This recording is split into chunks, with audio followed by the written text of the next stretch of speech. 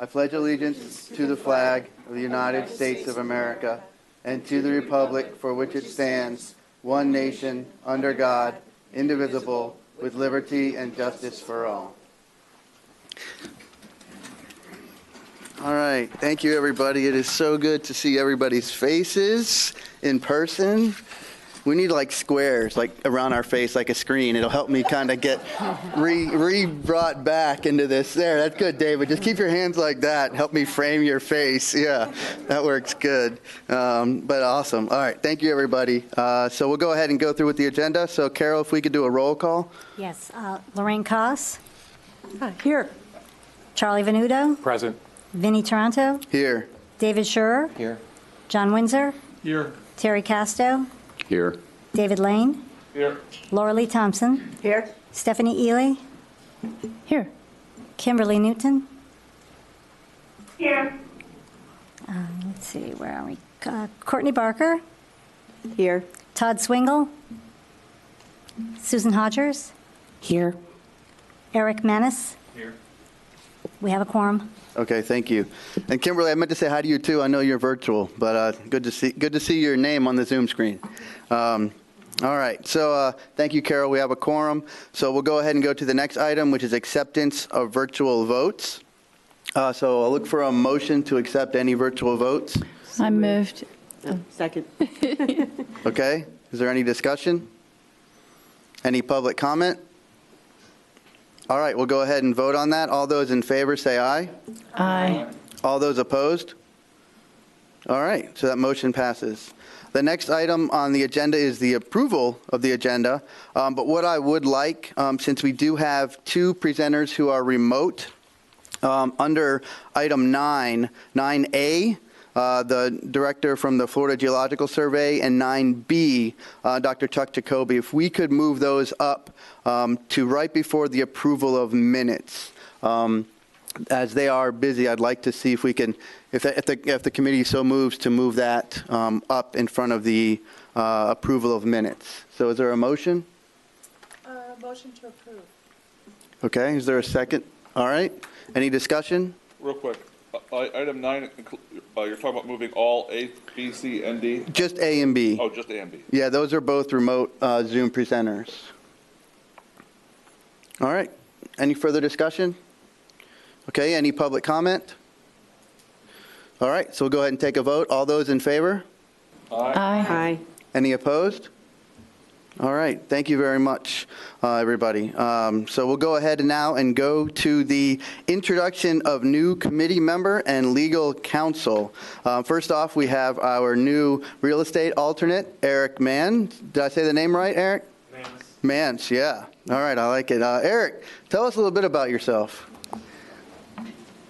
Okay, I'm in real estate. I have lived here since I was born in 1981, and I just have enjoyed the river that whole time and would love to make sure that it stays as beautiful as it was when I was here when I first started. Okay. All right, great. First Eric. started life, I mean. Yeah. Back in 1981. Yeah, we got that. All right. Good year. Cool. It was a good year. My brother was born in that year, Eric. All right. Well, welcome, Eric. And I know that there's a new member packet. And so I think you've gotten that from Virginia with the sunshine rules and laws and all that stuff. Okay, yeah. Cool, awesome. I was also thinking too with that packet, maybe we can look at it next month. Virginia, maybe if you bring it in, we can see just to make sure that it is updated. This committee does kind of move fast, and a lot of us have been on this for a while. So it probably would be good to make sure that the new members kind of get the groove of where we're moving and how we move. And, you know, November, when we vote on the projects, January, we vote on the plan update. October is my birthday. Don't forget that. So I just think it would be good if we all look and have some sort of onboarding to make sure that we're all getting the same information. Okay, great. Thank you. So then we'll also go with our new assistant county attorney, Heather. Everyone say hi to Heather. There we go. Thank you, Heather. She's here for our resource. So if anyone has any questions pertaining to any legal issue with the county or with us, please go ahead and reach out to her. I talked to her I took 2 of her days, I think earlier last month. So thank you for the time, and we'll move forward. All right. So the next thing is the selection of a chair and vice chair. So what we'll do is let's go ahead and start with the selection of a chair, and then we'll do the vice chair. So we'll go ahead and open I'd like to make a motion for David Lane for chair. Okay, I was going to open the floor, so, and we can do that. Okay. The way nominations work in Robert Rules is you don't have to make a motion. You just say, I nominate, and we'll have a nominating period. And then once there are no more nominations, then we'll go ahead and vote on each nomination as it's made. So there was one nomination for David Lane for chair. We'll do chair, then we'll do vice chair. David, you okay with that? Am I okay with what? Being told you're going to be chair. Well, I suppose I'm okay with being nominated. Okay. As long as you accept. Yes, I Okay. do. All right. I have a question. Yes.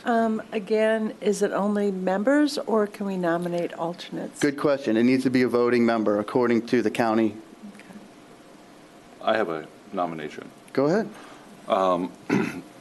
I think in the last year, our committee has been led by a fantastic human being, a great leader, someone whose dedication to the committee is second to none, and very well organized, a great speaker.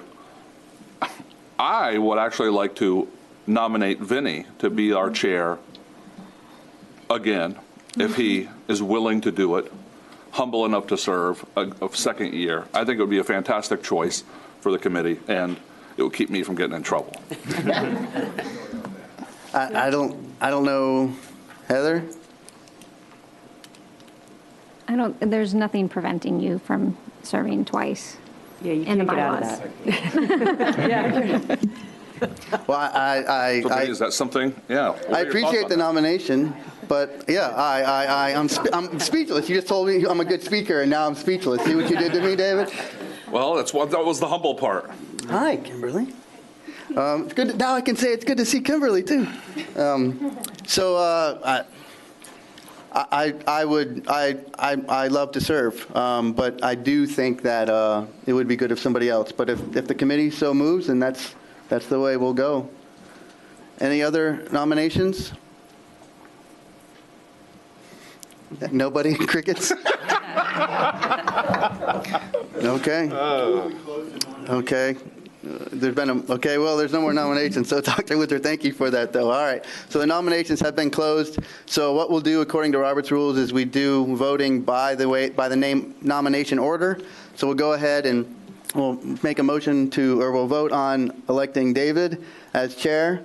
So all those in favor of electing David as chair, say aye. Aye. Thank you, Susan. All those opposed?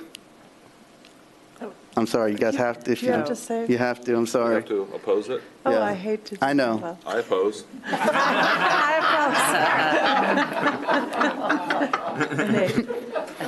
All those opposed? Hey, Okay. All right, so now the nomination for the good speaker, Vinny. Nominations for Vinny Toronto to be a chair. All those in favor say aye. aye. All those opposed? Okay. Thank you very much. I just want to say, and I was going to say it as my final act of chair, it really has been an honor and is an honor. I've been on this committee since it started, and I know how hard everybody works. And I know we don't always agree, and I'm Italian, and so when you don't agree, that's natural. It's like breathing. My father and I don't think we've ever agreed on anything. But that's how we get better, by not agreeing. But everybody comes and shows up at this table and gets this work done, and that's our service to others. So thank you all. It really is an honor. And so now we'll go forward and select a vice chair, which if it's David, I may be absent a couple times. I don't know, the first time ever. All right, so the floor is open for nominations for vice chair. Any nominations for vice chair?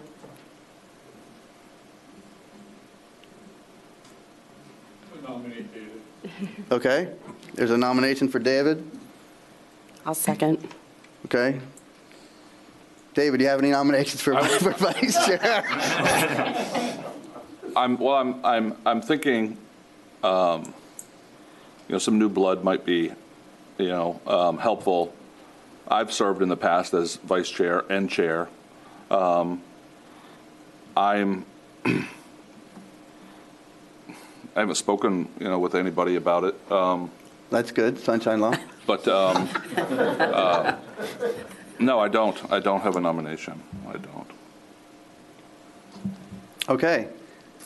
So, I was just going to ask if Lorraine would be interested in serving as vice chair, because I don't think you've served in a chair capacity yet, have you? No, I said I was Oh, yeah, the that's first right. she chair. was our Yeah, that's very right. first Yeah, And that's I would prefer to vote for David. Okay. So we've been around the block pretty much, so. Yes. Yeah.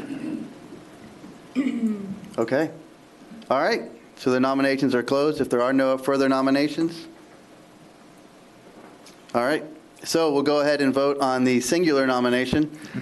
All those in favor of David as vice chair, say aye. Aye. All those opposed? Sorry, David, I have to ask. It's all right. I know you're not going to miss a meeting.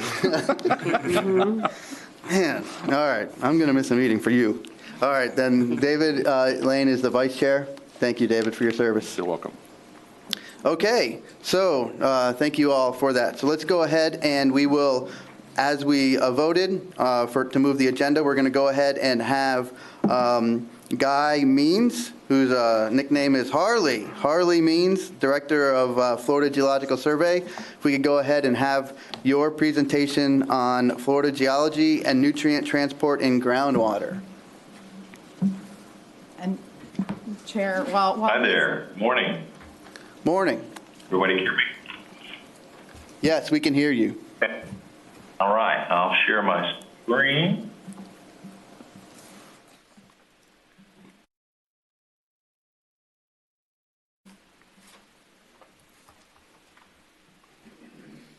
Can everybody see my PowerPoint slide? Yes, we can see it. All right, fantastic. Well, thank you very much for inviting me to come and give you a very brief overview of some complicated subjects that obviously take geologists many years to understand and appreciate, but I'll do my best to try to give you guys a quick overview. So the title of my talk is Geology, Karst, and Groundwater Vulnerability. And as you guys already noted, I am the director and state geologist of Florida Geological Survey, which is a division within the Florida Department of Environmental Protection. A brief introduction. I'm going to go over some aspects of Florida's geology just to get you oriented. I'll talk about karst, about what it is and how it forms. We'll talk a little bit about groundwater flow, and I'll give you an overview of Florida's aquifer systems, and then we'll talk about aquifer vulnerability, which is pertinent to you guys. I'll give you a quick high-level overview of the geology in the Indian River Lagoon watershed, and then we'll talk about groundwater vulnerability in that watershed and what it means for the Indian River Lagoon. And we'll follow that up with some questions if you have. So, for those of you that don't, the Florida platform is a much broader feature that includes currently a large portion of shallow land that is currently submerged. I'm sorry, guys, I'm hearing a huge echo. Which is why I'm stalling a little bit. Anyway, so the current emergent portion, or the portion of the Florida Peninsula that is above water, is only about half land-wise, landmass of a much broader area, and you see it here in my graphic. Thank you, that helps immensely. So the width of the Florida platform, as you can see in my slide here, is substantially larger than what's currently emergent. And over geologic time, sea level has risen and fallen numerous times. And when sea level is low enough, much of this shallow, broad shelf portion that's currently submerged has been exposed in the past. And this broad platform is what we call a carbonate platform because it's comprised primarily of thousands of feet of thickness of limestone that was deposited over millions of years and accumulated under shallow, warm seas when sea level was higher than it currently is today. And over time, all of the remains of the organisms that lived in those shallow, warm seas died and accumulated on the seafloor and eventually became cemented together to form the foundation of our current peninsula, which is comprised of limestone. So the current emergent portion, or the portion that is above sea level, actually has a thin veneer of sand and sandy clay. And, for the most part, it's incredibly thin. And you guys down here in your area, as you well know, along your beaches, you've got some quartz sand and whatnot. But there are parts of the state, particularly the Big Bend region here where you see my cursor, where limestone is either at or very close to the surface. I like to say Florida is topographically challenged, and that's important for many reasons. A little nugget of information for you that you may not have known. Florida has the lowest high point of all the 50 states, and it is way out here in Walton County. It's essentially a stone's throw from Alabama, and it is about 345 feet above sea level. But you can see from this graphic here, which is a digital elevation model, showing these darker colors represent higher elevations. For the most part, much of Florida is very, very near sea level. So you heard me mention the word karst. What is karst? Karst is a type of topography that forms in areas where you've got materials like limestone near the surface, and these rocks like limestone are susceptible to being dissolved away over time. And the features that they leave on the landscape are called karst features, and they include things like sinkholes and caves and underground drainage. As I just alluded to, sinkholes obviously are karst features, and hopefully all of you in there are familiar with what a sinkhole is. All Floridians should be. But there are other karst features that include things like sinkhole lakes. For instance, up here in Tallahassee, where I live, many of our large lakes in Leon County are actually the result of sinkhole activity and sinkholes that coalesce over time. And oftentimes when conditions are appropriate, the water in those lakes can drain through the bed of the lake through sinkholes like the one you see here. Many of Florida's more than 7,800 lakes are the result of sinkholes and sinkhole activity. We also have numerous caves, both air-filled and water-filled. And of course, Florida is home to more than 1,000 artesian springs, which could be one of the greatest concentrations of springs on the planet. And they are, in fact, also karst features. And we also have interesting features like natural land bridges that cross over rivers. And we also have places where rivers and streams disappear underground only to reemerge later because they disappear into this limestone. So how does karst form? Well, as rainwater makes its way through the atmosphere, it becomes slightly acidic because it can pick up a little bit of dissolved carbon dioxide, and it forms a weak acid called carbonic acid. As that weak acid makes its way through the soil profile, it can pick up some additional carbon dioxide and organics and can become fairly acidic. By the time that acidic water reaches the underlying limestone, it can then attack and dissolve away the limestone matrix, leaving behind void spaces. So it is these void spaces that ultimately can get large enough such that they no longer can support the overburden, and they can collapse And that's when we see sinkholes form at the land surface. That's what a sinkhole is. How does this acidic water get into the ground? Well, it gets in through a process that geologists call recharge. And there are certain parts of the state where we get more recharge than others. And you can see from this map here, these areas in dark green are areas where we believe more than maybe 10 inches a year of our annual up to 50 inches of year rainfall. About 10 inches of that can make it into the underlying aquifers into the ground and recharge our aquifers. And here's a good case in point.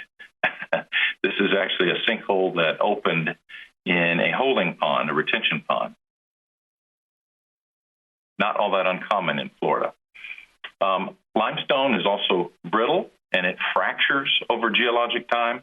And when that acidic water comes into contact with these fractures, those fractures can become enlarged through the process of dissolution. And as the fracture gets larger, more and more water can preferentially flow through that fracture, enlarging it so it creates sort of a feedback loop. And we see across the landscape in Florida these linear traces that are related to these fracture patterns. And this map that you're looking at here, which was created by the Florida Department of Transportation, this is what's known as a lineament map. And what they do is they simply look at the landscape and they find either sinkholes or other karst features that appear to align, and they can put these lines through. So the general fracture pattern in Florida is from northeast to southwest, and then you've got another one from northwest to southeast. And oftentimes you see sinkholes and other karst features align along these fracture patterns. And this is what one looks like. If you haven't seen one before, this is a fracture that was enlarged. This is in the bed of the Peace River. So when the Peace River goes dry periodically, you can walk down the bed of it and you can see karst features like this. But you see how nice and rounded the limestone is here. This is limestone. And once it was a small fracture, but over time, it's this acidic water that has gotten into here and dissolved away material, making this now a fairly wide fracture trace. Limestone also, by its nature, is porous and permeable, and you need both porosity and permeability to transport water. It allows water to move readily through it. And this is an exposure of limestone up along the upper Swanee River and the Swanee River State Park, and you can see this essentially looks like a giant sponge, and really that's a good analogy for the limestone bedrock underneath us, is it is a giant sponge. And again, here's another graphic to show you what this permeability and porosity looks like under our feet. This is in a quarry in Alachua County called Hale Quarry. And what you see here is you see the land surface here, and each one of these features is actually a sinkhole. And those sinkholes have collapsed down into the underlying limestone, but you see this horizontal area here where all of this porosity exists. This is probably where the water table once stood, and that acidic water would come down here and sit and actually sit long enough where it would aggressively erode and dissolve away material, leaving behind these porosities. But you can see all of the sinkholes along the top of this.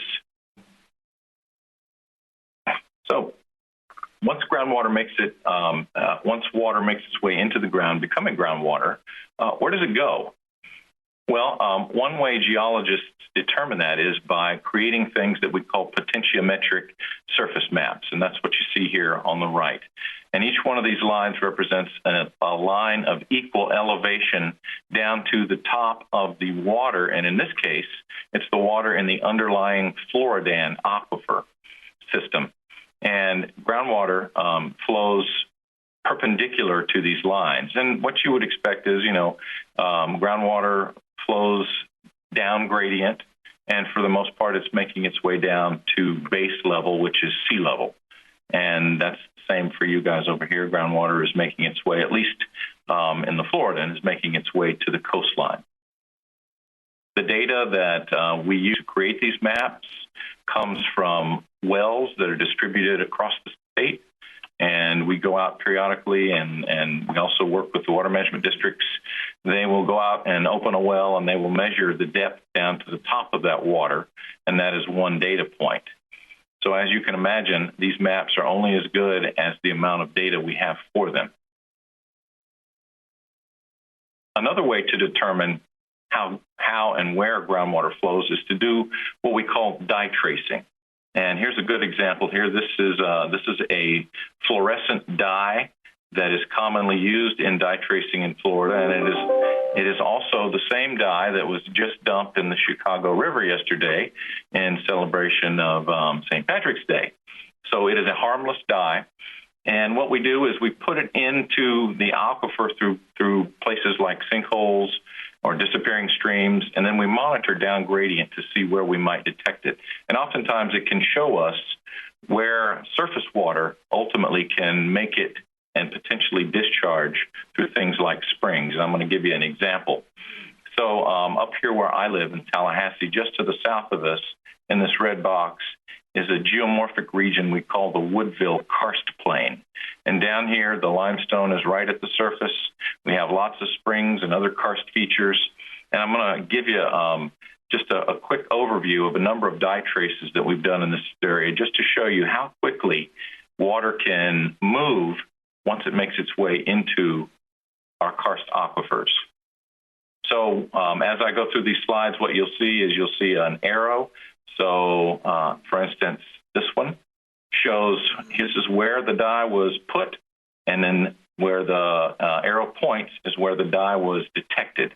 And you can see how rapidly we detected it. After we put it in, we detected it in 56 hours, and here's how quickly it moved in the aquifer.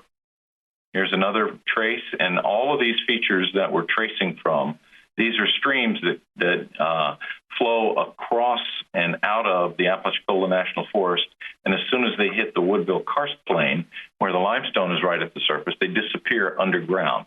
So all of that water is disappearing into the underlying aquifer. Another trace showed a connection from where we had detected the dye previously and all the way down, lo and behold, to Wakulla Spring. So now we know that all of the water in this catchment basin here that disappears into these two sinkholes can make its way underground and then eventually discharge at Wakulla Spring.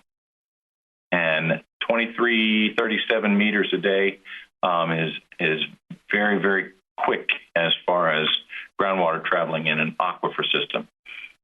We also did a dye trace from Ames and Kelly sinks, which you see here, further showing these connections between where surface water disappears through sinkholes, makes its way underground, and ultimately can discharge at Wakulla Spring. Probably one of the most important things we did in this area is we showed that there was a connection between water that was being sprayed on the land surface in our wastewater treatment facility. We showed there was a connection to Wakulla Spring, and thus we know that the nutrients that were left in this, it was still treated water, but there were enough nutrients in this water where we saw degradation of the water quality at Wakulla, and this showed the actual connection. So we did it multiple times. And finally, we've done some additional tracing down here that shows some interesting things. We've got a dynamic between Spring Creek down here and Wakulla, and we're still exploring this. But again, this was simply to highlight that once water makes it into our aquifer systems, it can travel very quickly. So what are some of the factors that control the flow of groundwater? Well, obviously the geology. In areas where you've got limestone and karst regions, once that water gets into those karst aquifers, it can flow very rapidly. The type and thickness of sediment that sits on top of that aquifer can also play a role in how quickly water is transmitted through it. And of course, you know, the hydrologic regime, when we're in droughts, when our water tables are depressed, obviously groundwater travels differently than when we're in an abundance of rainfall. The depth to the water table, also the hydrologic gradient controls how quickly, and also the proximity to sea level. And so what you see here in this picture is the dye that emerged at Wakulla Spring back in 2007. And you can imagine the phone call I got from the park manager that day. Florida has multiple aquifer systems. Many of you hopefully are familiar with the Floridan aquifer system, which is one of the most productive aquifer systems in the world, and it underlies the entirety of the state. So this graphic I'm showing you doesn't represent the distribution of all of these aquifers. It simply shows which aquifer systems are utilized as drinking water sources. So way out here in the Panhandle, we use what's called a surficial aquifer that's locally called the sand and gravel aquifer. But for you guys, you also use a surficial aquifer system, much like parts of South Florida that use the Biscayne aquifer. So now you know a little bit about the geology of our underlying aquifer systems. And because of that geology, and typically it's because of karst, Florida's groundwater in our aquifers is vulnerable to contamination. We at the Florida Geological Survey have developed a GIS model called the Florida Aquifer Vulnerability Assessment, and it uses multiple layers to help show us where areas are on the land surface that a particular aquifer system, and in this instance, we're talking about the surficial aquifer system. And when you run the model, it puts out a map like this that shows you where the most vulnerable areas are within our state for each particular aquifer system. So the red areas here show where the surficial aquifer system is most vulnerable to contamination. And you can see quite a bit of the area in and around the Indian River watershed, Indian River Lagoon. Much of this area is vulnerable, and it's vulnerable because of the underlying geology. So let's talk a little bit about the underlying geology. As I noted earlier, the Big Bend portion of the state, this is where most of the oldest limestone units are exposed at the surface. And as you might imagine, the older the limestone is, the longer it has had to undergo this process that we call dissolution, which enhances the porosity and makes for many, many more karst features than in areas like the Indian River Lagoon watershed. The surficial sediments here are very young. However, they are still comprised of limestone. So many of you are familiar with the Anastasia Formation, the coquina that it's commonly referred to. It occurs in and along here. But we also have a thickness of material that looks like this. So these are shells, obviously marine seashells, mixed with quartz sand, occasionally a little bit of clay. But each of these seashells are also susceptible to being dissolved away by the acidic water we talked about earlier and enhancing the porosity. Now, there's not enough of it in here such that if you dissolve it, you're going to have huge sinkholes. And additionally, it's not old enough to have undergone that process long enough to develop these. But still, there's enhanced permeability and porosity in here when this material slowly gets dissolved away over time, which it does. And here are some exposures of the Anastasia Formation coquina. So you'd asked me to give you sort of an overview about nutrient transport in groundwater, and I've sort of touched on a bunch of things that ultimately can help you understand that, it's not just nutrients, but anything that gets into our groundwater can move rapidly once it gets into the ground. And in particular, in these red areas, this is where the water in that surficial aquifer system is most vulnerable to contamination. So what about the distribution of septic tanks in this area? Well, you can see all of these blue dots represent septic tanks. I want to say there's somewhere on the order of 50,000 on-site septic tanks in this area. And, another issue with putting septic tanks in an area is the proximity to the water table. And as you know, there by rule, you have to have a certain height between the bottom of your drain field and the underlying water table. But when you live in a coastal region, not only do you have tidal influences to worry about, you've also got storm surges, and we are also obviously having to worry about the threat of sea level rise. So all of these septic tanks in the coastal zone here are, have the potential to contaminate groundwater. So, as I already alluded to, and, it's not just nutrients, but really anything that could be a contaminant that gets onto the ground surface can make its way into the underlying aquifer system and travel rapidly. Florida's karst aquifers, as we already discussed, allow groundwater to move incredibly quickly just due to the porosity and permeability. The superficial aquifer system in this area also moves and contributes water to the Indian River Lagoon, as you already probably know. The superficial aquifer in this area is comprised of Anastasia Formation coquina, which is limestone, as well as quartz sand and fossil shells, and it is also highly porous and highly permeable. And as a result of this geology, the superficial aquifer system in this area and in areas is highly vulnerable to contamination. Oh, and with that, I'd be happy to answer any questions, and I apologize for the rapidity of that and the brevity, but I was asked to try and hold this to 15 minutes. Okay, thank you very much. Do you want us to call you Guy, Harley, Mr. Means, Dr. Means? What do you prefer? You can call me Harley. Okay, all right. Thank you very much, Harley, for the presentation. Is there any questions from the committee? Okay, please, Terry. So thanks for that presentation. I'm at about 12 feet elevation, I think. I have an irrigation well. It's 300 plus feet deep.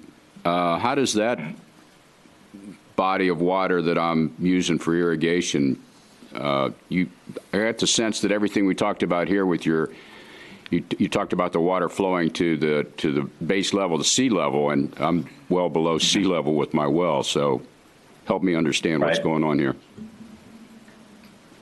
So in other words, you're wondering why is there fresh water at that depth?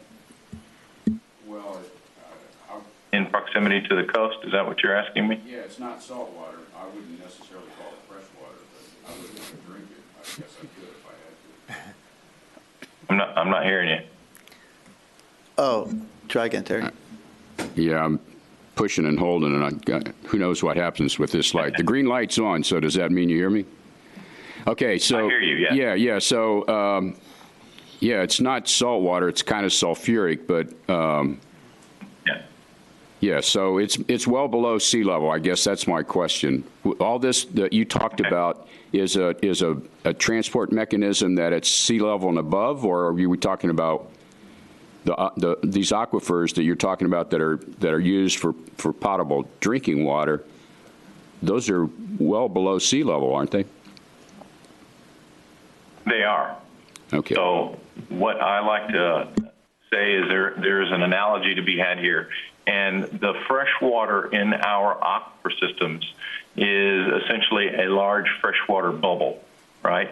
And when sea level is much lower and we get a lot of rainfall, it can infiltrate and recharge that aquifer. And then when sea level rises, it sort of pushes on that bubble, and it can push that bubble up. So since there's a density difference between freshwater and salt water, it sort of maintains that bubble, but things can impact it like pumping. So when you pump a lot of groundwater close to the coastal zone, you can pull in some of that seawater. So the interaction is not as simple as I sort of made it out to be. Water does make its way down, ultimately down gradient, and discharges in the coastal zone, but it can also discharge diffusely up along the shallow shelf region. And as some of you may know, there are even places offshore where there probably once were springs that discharged. So it's a dynamic system out there, and obviously there's potable water at depth, and that just simply has to do with the amount of water that has recharged that aquifer over geologic time. Okay. Charlie, and then Laura Lee. Yeah, thank you, guys. Great presentation. I was curious, you were talking about the formation of carbonic acid. So with the increased CO2 in the atmosphere, what's the relationship between the amount of carbonic acid formed and all the subsequent reactions that occur after that, geologically? Yeah, I mean, certainly that plays a role, but I would argue that it's probably a very small role. So even though concentrations of CO2 are certainly rising in our atmosphere, I doubt it is affecting the acidity of the rain enough that we would perceive on a human time scale that there's more aggressive dissolution going on because of it. But certainly, you know, there is, that does play a small role. All right. Laura Lee? Thank you, Harley. That was really a good presentation. The pumping that occurs in the Floridan aquifer, like over in the central part of the state, if they pump enough water out of the central part of the state, would that cause the superficial aquifers along the coast, cause seawater to come into our superficial aquifer, or are the two aquifers separate? That's a great question. So in your area, the two aquifers are separate. So inland, in that area where I showed you along the Big Bend region where limestone, the older limestones are near the surface, that's where the Floridan aquifer is essentially what we call unconfined. And those limestone units at the surface are part of that aquifer. But once you get away from the central portion of the state and you head east towards where you guys are along the East Coast, that aquifer system is buried, and there are other aquifers and confining units sitting on top of that aquifer. So what they do at the center of the state, as far as pumping, shouldn't have any impact on the superficial aquifer in and around the Indian River Lagoon. All right. Okay, any other questions by the committee? All right. I do have one card from Sandra, but Sandra, like I said last month, we only take public comment on motions. And so since they're... Well, I think his information is available. He's a public servant. You could email him. But thank you. Okay, Harley, thank you very much for your time and your presentation. You are most welcome. Thank you. All right. Before we have Dr. Jacoby up, we do have an elected official, Councilman McDowell from West Melbourne, who filled out a public comment card, and I'd like to provide him a courtesy to just come up and give a quick thank, as he wrote a quick thank you. Since he does represent, how many people are in West Melbourne? 28,000. And how many council members? 7. Okay, so my math is, so 7,000 people you represent? Something like, no, 4,000 people. Yeah, 4,000. Okay. I'd like to think I represent all of them. Oh, man, good one. Thank you very much. I'm learning how to be a politician. So anyway, thank you, Chairman, and Vice Chair, and the Oversight Committee for giving me a couple minutes here quickly this morning to say thank you. We had a ribbon cutting for our storm management project, which was $1 million+ project. And actually, several of you were in attendance this week. I had hoped to get to you in the month prior, but we didn't have a meeting, so I apologize for that. But I will welcome you if you want to come out and see this storm management project. But I wanted to emphasize that this is initiatives that our council is feels very strong about in this area of sustainability, and it being twofold: to reduce our flooding, or at least our risk of flooding, and then coupled with doing the right thing of protecting our lagoon or trying to prevent the contaminants. And I wouldn't even try to understand the technical aspect of how we rerouted and did whatever, because I'm a businessman, very results oriented. Just tell me that, here the end result looks like X. And from what I understand, and like I said, I'm not even going to try. I'll just repeat, is that this 450 acres of upstream stormwater runoff with a combination of wet detention and media-based filtration enters the C10 and C11 canals leading to the Indian River Lagoon. The project will reduce an estimated 1,317 pounds of nitrogen, 400 pounds of phosphorus, and 36,400 pounds of suspended solids from entering the lagoon each year. And that was not possible without the support of this committee. And we greatly appreciate that. Any questions for, it is located at our reclamation treatment center out on Henry Avenue, which is home to our also our new water treatment that we'll be building, as well as our new composting that we're going to be working on. So if you have any questions or want to, I'll give the, oh, yes. It's not a question. I just wanted to comment. I see more of what your city is doing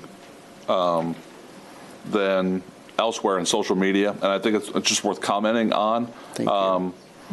The people you have in charge of that I think are doing a stand-up job, a great job. I see more as a lay citizen with what you guys are doing than other municipalities, and it's worth noting. And I think that's a very important aspect in addition to the work that's being done. The education component. So thank you. Well, thank you for that. And, that's part of what we are supposed to do, the right thing at the end of the day. We don't talk about all of the conversions of the septics to city infrastructure of sanitary. I mean, that's all part of what we need to do as a prudent city responsibility. So. Any other questions? Otherwise, thank you for letting me sneak in, because there's a luncheon I need to go to. So thank you. Thank you very much, Councilman McDowell. Okay, so next on our agenda, we have Dr. Jacoby. Thanks, Vinny. See if I can share this screen, and there we go. So then I'll probably go ahead and turn off my camera just because I've been having a little difficulty.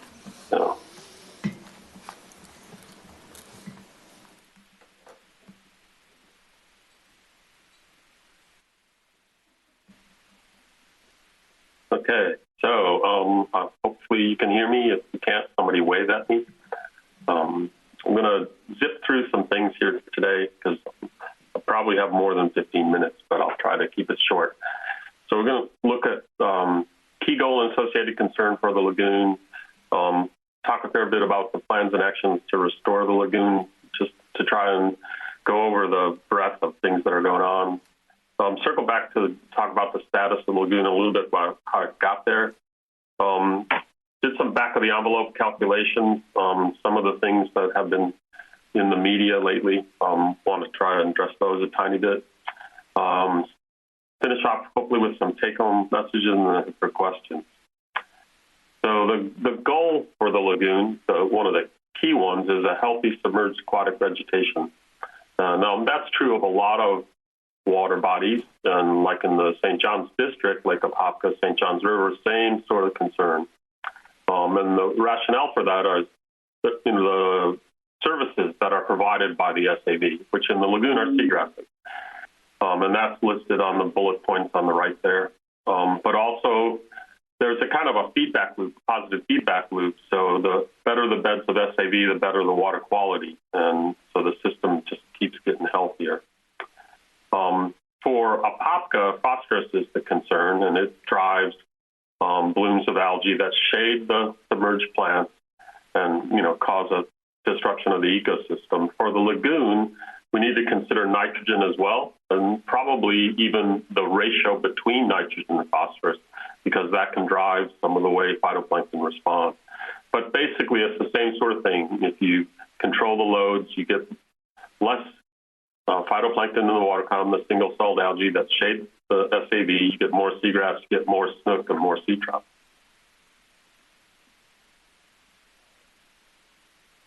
And this concern does apply to the lagoon because it does have issues. And You can see here listed some of the concerns: discolored water, dead fish, bad smell, confusion about what's going on. And in fact, these are quotes from the 1900s. So a couple of things probably to take home from here. Not all algal blooms are bad. They have been and are part of what makes a system productive. Typically, healthy ecosystems have what I'll call shock absorbers, or processes that help it cope with these natural blooms. People's activities can fuel unnaturally widespread, long-lasting, and intense blooms that cause the kinds of problems. And then the system's shock absorbers get stressed, and they become vulnerable to failure. And that concept will return in a while in my talk. The preceding quotes emphasize the fact that the health and value of the lagoon depend on its functioning, and that same functioning makes it vulnerable to disturbances. So here's some facts about the Indian River Lagoon.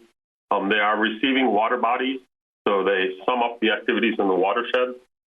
The system belies its name because it isn't a river, so it lacks strong hydrologic forcing. In combination, these characteristics create a segmented system that's illustrated in the graphic on the right, which shows mean water age over a 4-year period that was modeled, which is how long a parcel of water remains in the system. And the water ages range from a few months in the blue areas through 1 to 2 years, green, the light orange, to 2.5 years in the northern end of the Banana River Lagoon, which holds water for a long time. These characteristics pose challenges to management that aren't seen in some of the other water bodies in the St. John's district.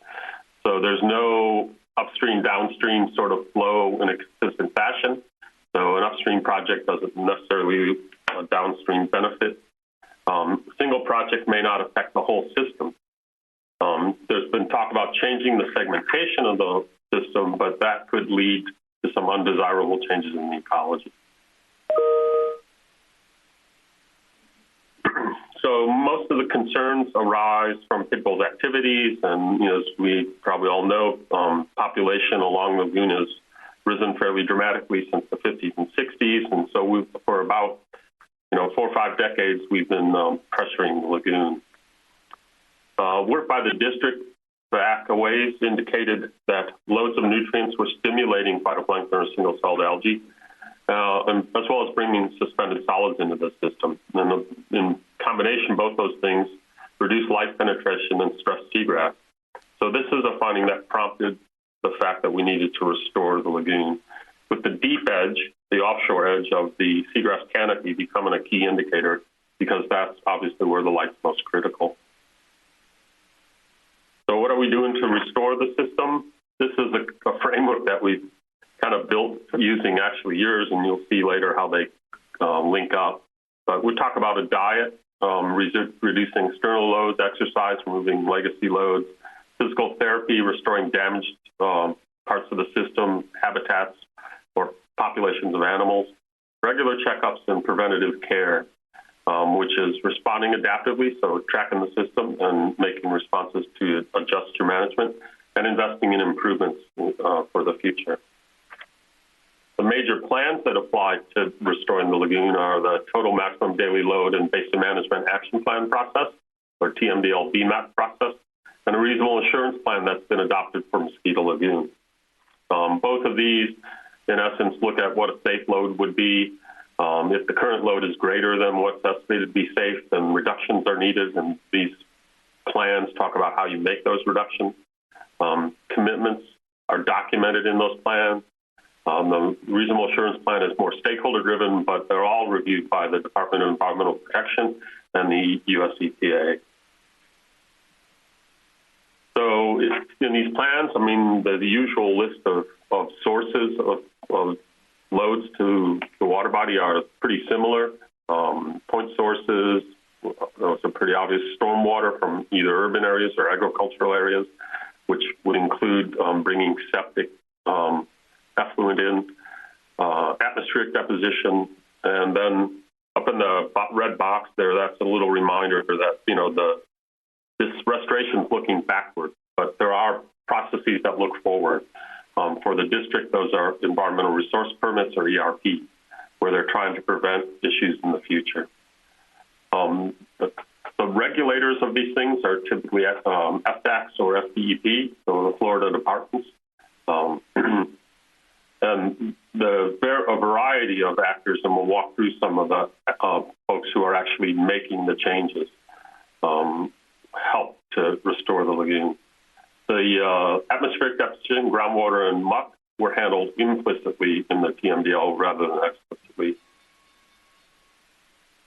So what's the progress on these efforts? So this is the progress at 31 December for the Reasonable Assurance Plan, which is for Mosquito Lagoon. There are 7 major projects. As you can see, 5 are underway. One is planned, and one is what they call ongoing, which are things like education, street sweeping, things that you don't stop.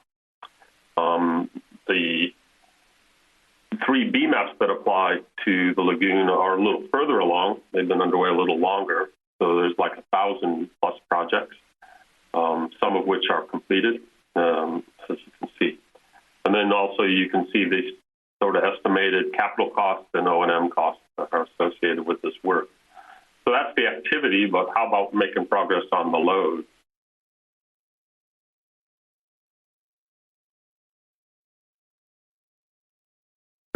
So if we look at Mosquito Lagoon, which is, again, where the Reasonable Assurance Plan applies, they're pretty early in the process.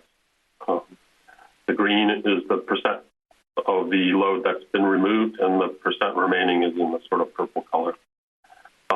Doing a little better in Banana River Lagoon for total nitrogen TN and total phosphorus TP.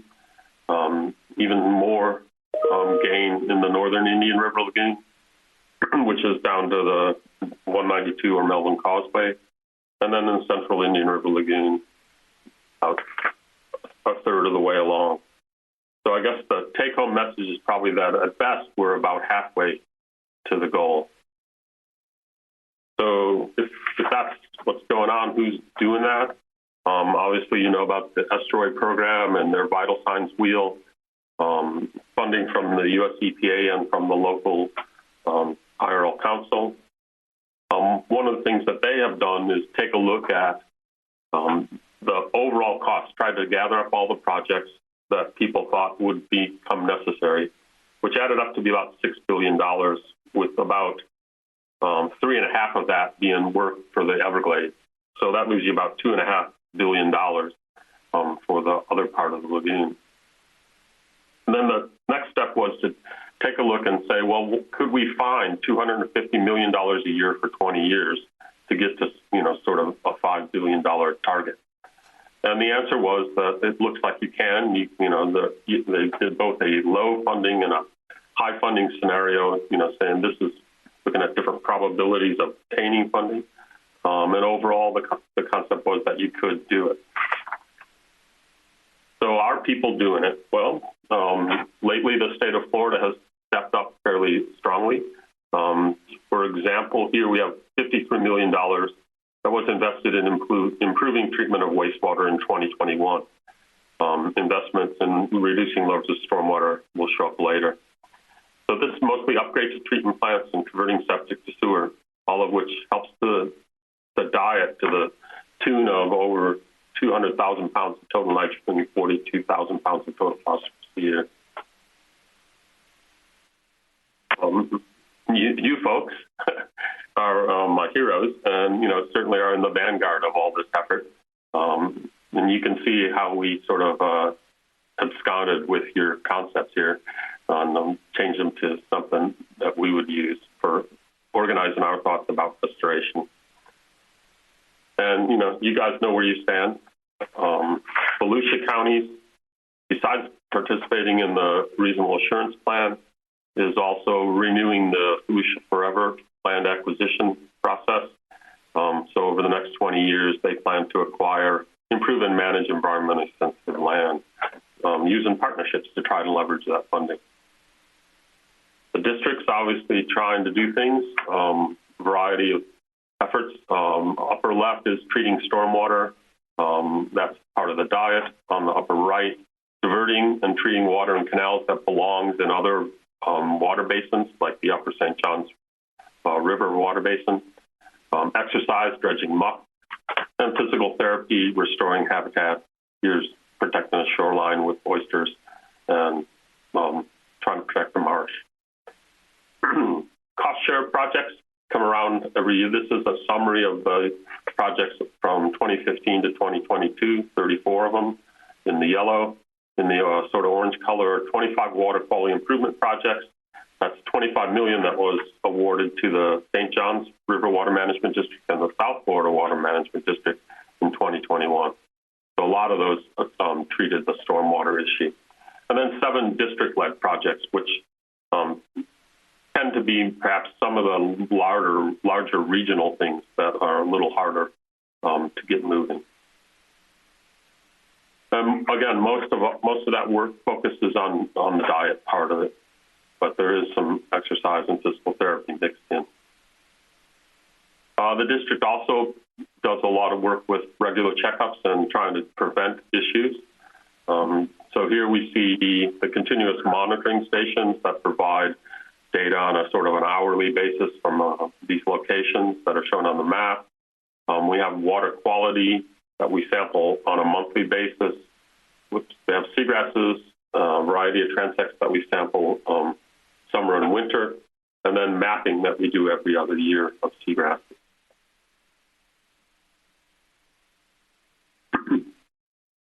Another thing that the district has done was to try and look ahead and see where there might be large regional projects that could be done, and that was with this feasibility study. And 2 here, the Crane Creek M1 and the C10 are 2 of those projects that are probably going to move forward in the next years.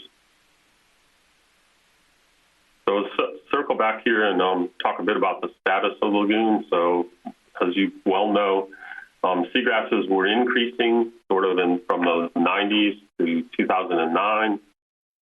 2011, we saw about a 40% loss of acreage throughout the lagoon. This shows you Banana River Lagoon, which, again, we'll cycle back to in a little bit. From 2019, we had lost 58% of the 2009 acreage. And when you look inside the remaining seagrass bed, you've also lost cover.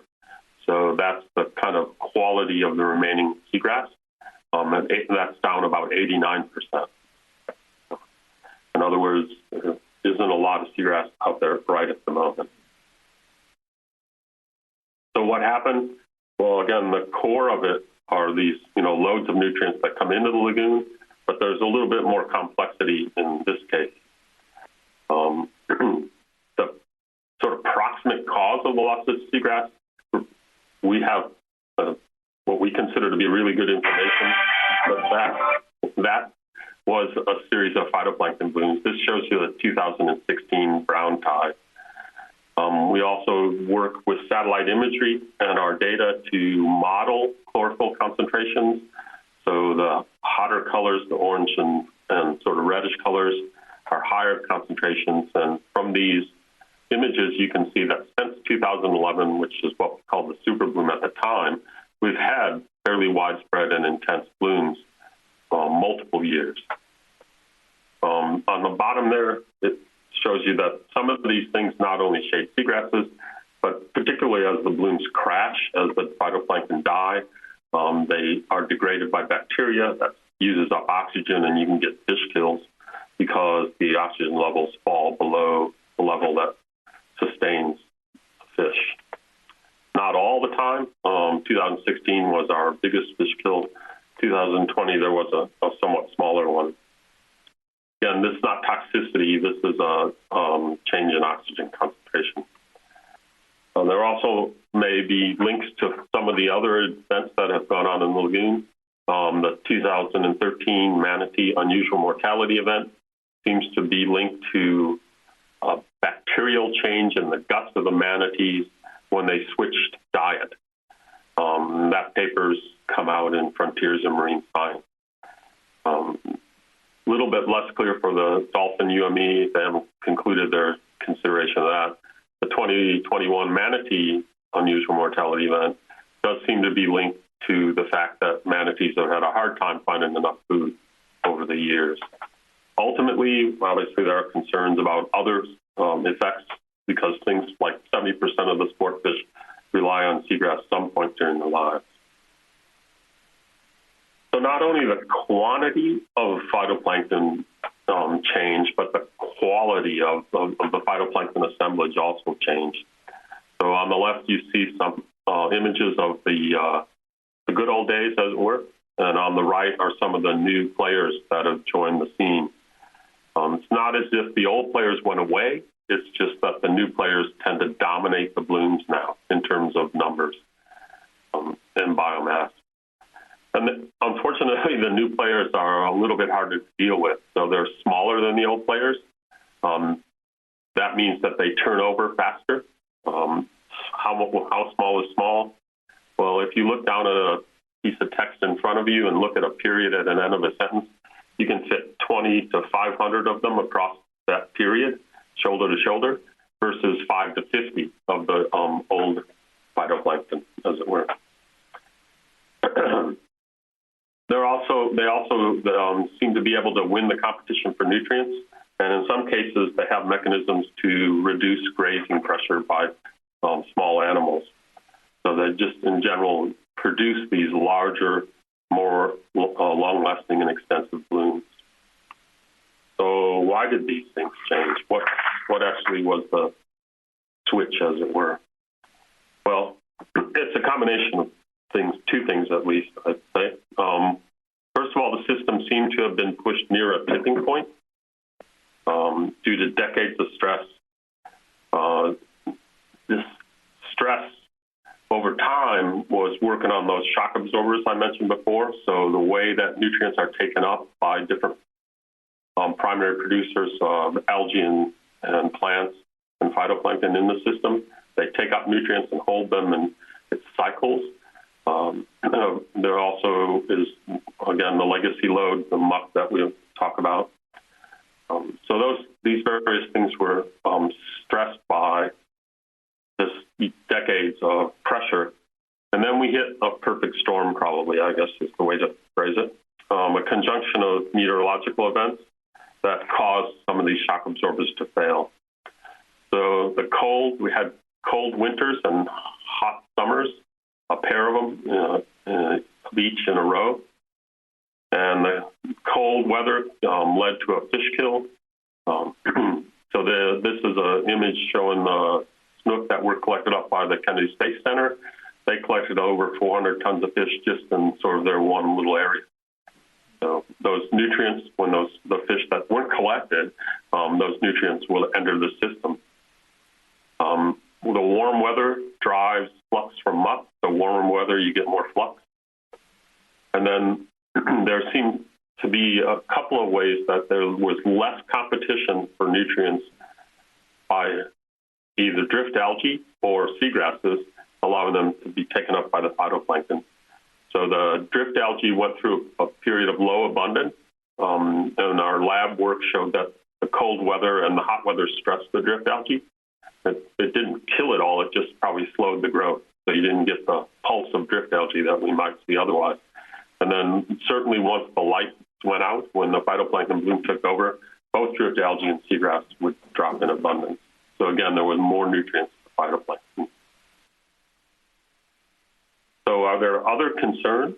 Well, there always are other concerns. But I guess for me, I'm trying to put them in context, as it were, and that's what these slides will be about. So sewage spills is obviously something nobody wants to see or have happen. Talk about the one that occurred in Titusville in 2020. There's been estimates that it led to about 1.2 million pounds of organics entering the system. But when you take a look at the data that they had on the concentrations of nitrogen and phosphorus in the influent, in the incoming sewage, and calculate out what the pounds of nitrogen and phosphorus entering the system would be, you end up with something that's about 500 times to nearly 3,000 times lower than that other estimate. So not as much got into the system as might be believed.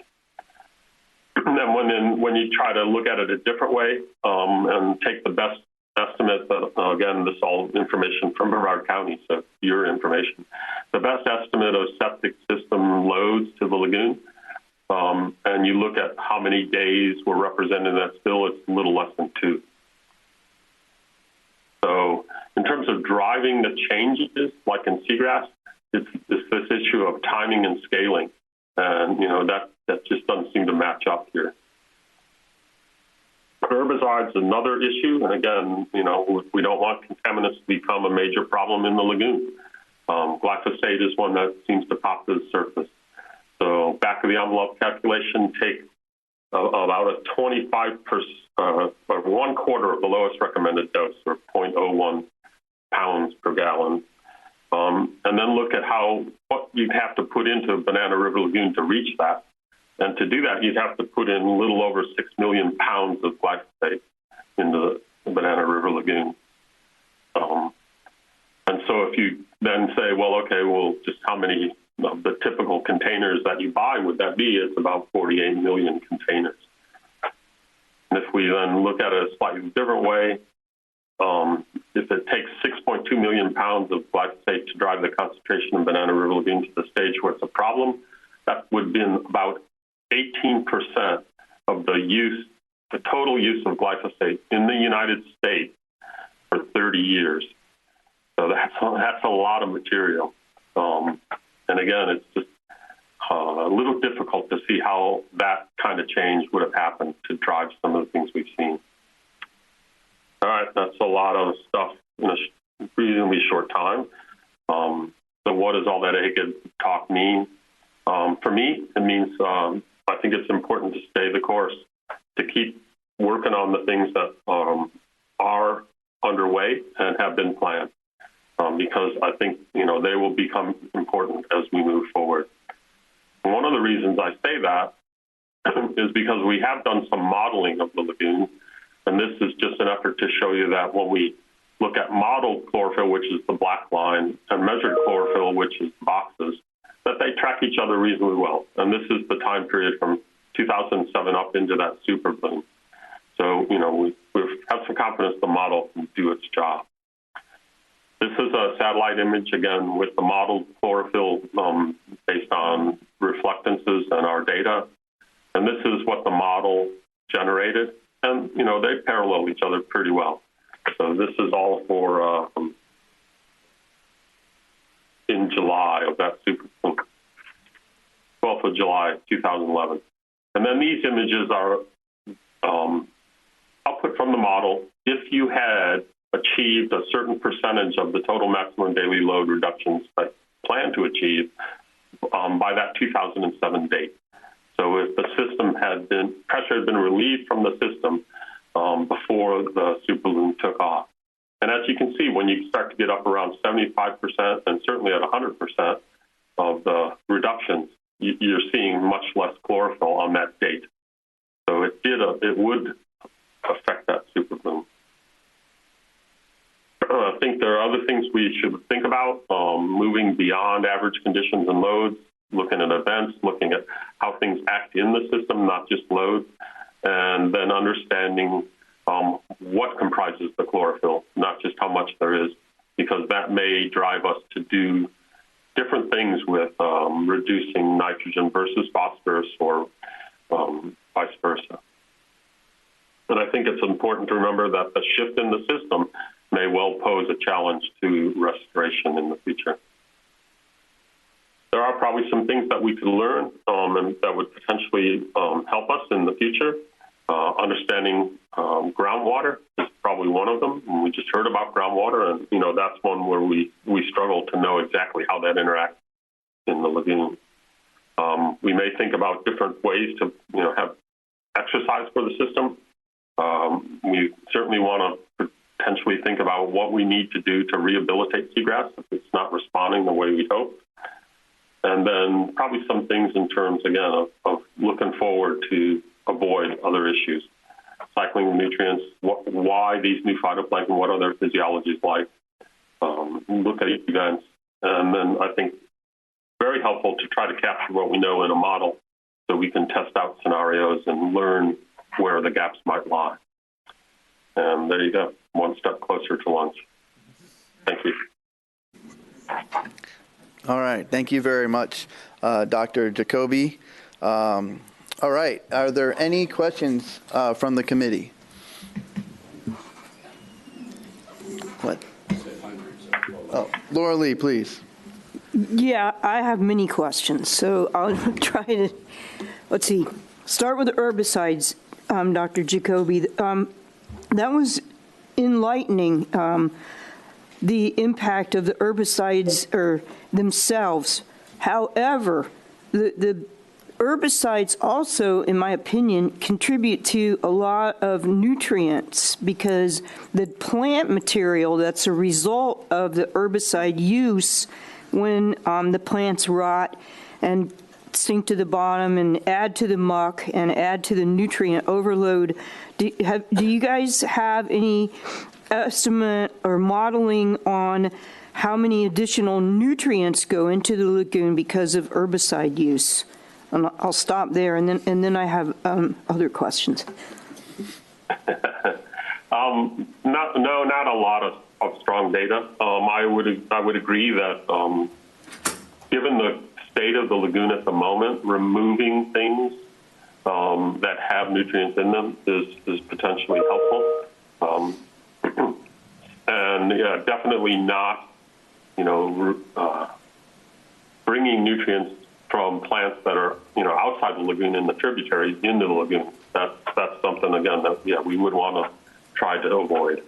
But don't have a lot of hard data on how much plant material, is decomposing and what that load would be. Again, I think I think relatively speaking to some of the other loads, it's probably not as large. Please continue, Laura Lee. Okay. My next question is, you had mentioned removal of drift algae, but then there's other things that I'm seeing that pertain to the loss of the natural sandy beaches and our propensity to line everything with rocks and seawalls. And so like this time of the year, there's a lot of leaves and other detritus that's being washed into the lagoon. And I see these big areas where huge mats of leaves are like being chewed up by wave action against the rocks. And then the other phenomenon that I'm seeing is, and right now there's like a huge patch of caulerpa that's just grinding away against the rocks along Biolab Road. So are we creating additional mechanisms to churn up and grind up detritus to add to the muck level? So should we be out there trying to scoop up that acre piece of caulerpa that's over in Mosquito Lagoon just grinding away in the rocks? Yeah, once again, I think harvesting anything as a way to reduce nutrient load is something you'd want to look at pretty carefully, because typically if it's something that's in the water, keeping things out of the water, that's fine. Leaves, grass clippings, all the rest of that. Harvesting things that are in the water, that's part of the way nutrients cycle in the system, and it also may well provide a habitat for something. So we'd have to look. In the short term, it's potentially something to investigate, to understand a little better what we might be getting ourselves into. As a restoration strategy, probably not the strongest one. Okay. Shorelines, living shorelines, natural shorelines, probably, again, something to move toward for a range of reasons, including the fact that they tend to hold up a little better when you get storms. Okay, thank you very much. Charlie? Yeah, Dr. Jacoby, thanks again for your always wonderful and informative presentation. I did have a comment, and I was glad that you spoke about and provided some results or information about the sewage spill. And of course, we're trying to avoid those. We don't want those, but how they are relative to the loading that they provided. Because I believe during the county commission meeting, a couple commission meetings ago, there was a allegation that the sewage spills in Titusville negated all the work that we've done here as far as projects go. So I think it's really important to make sure that the information we have is understandable and quantifiable so that people who are looking at it, understand. Sewage spills are bad, but they're not as bad as a lot of the other things that are going on day in and day out. And then secondly, the herbicide information, the biocides was interesting as well. But I guess my caution would be, what are the synergistic effects of this herbicide and other biocides and the nutrients? And I don't think we know that. It's a really complicated issue. But, and it's good to have that information about how much is being used. But I think, the more difficult part is trying to figure out when they interact with other materials, what's going to be the end result. So it's not really a question, it's more of a comment. So again, thank you, Dr. Jacoby. Yeah, I guess, I would say that, I think we probably do want to get a handle on contaminants, other contaminants in the lagoon.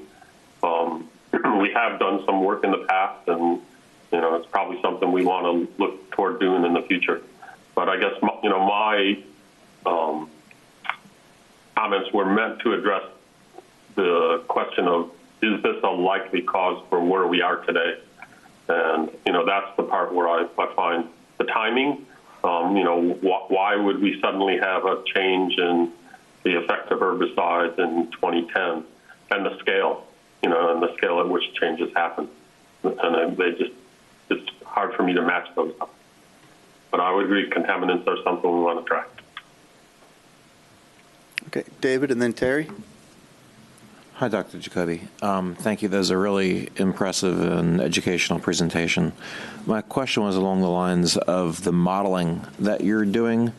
I think that's really huge and incredibly important in our ability to understand, what's taking place. If there's a good model to measured result correlation, as you were showing, I guess a question would be, because one of the things that you have to ask is, when is it enough? Or how do you know when you're getting over a threshold?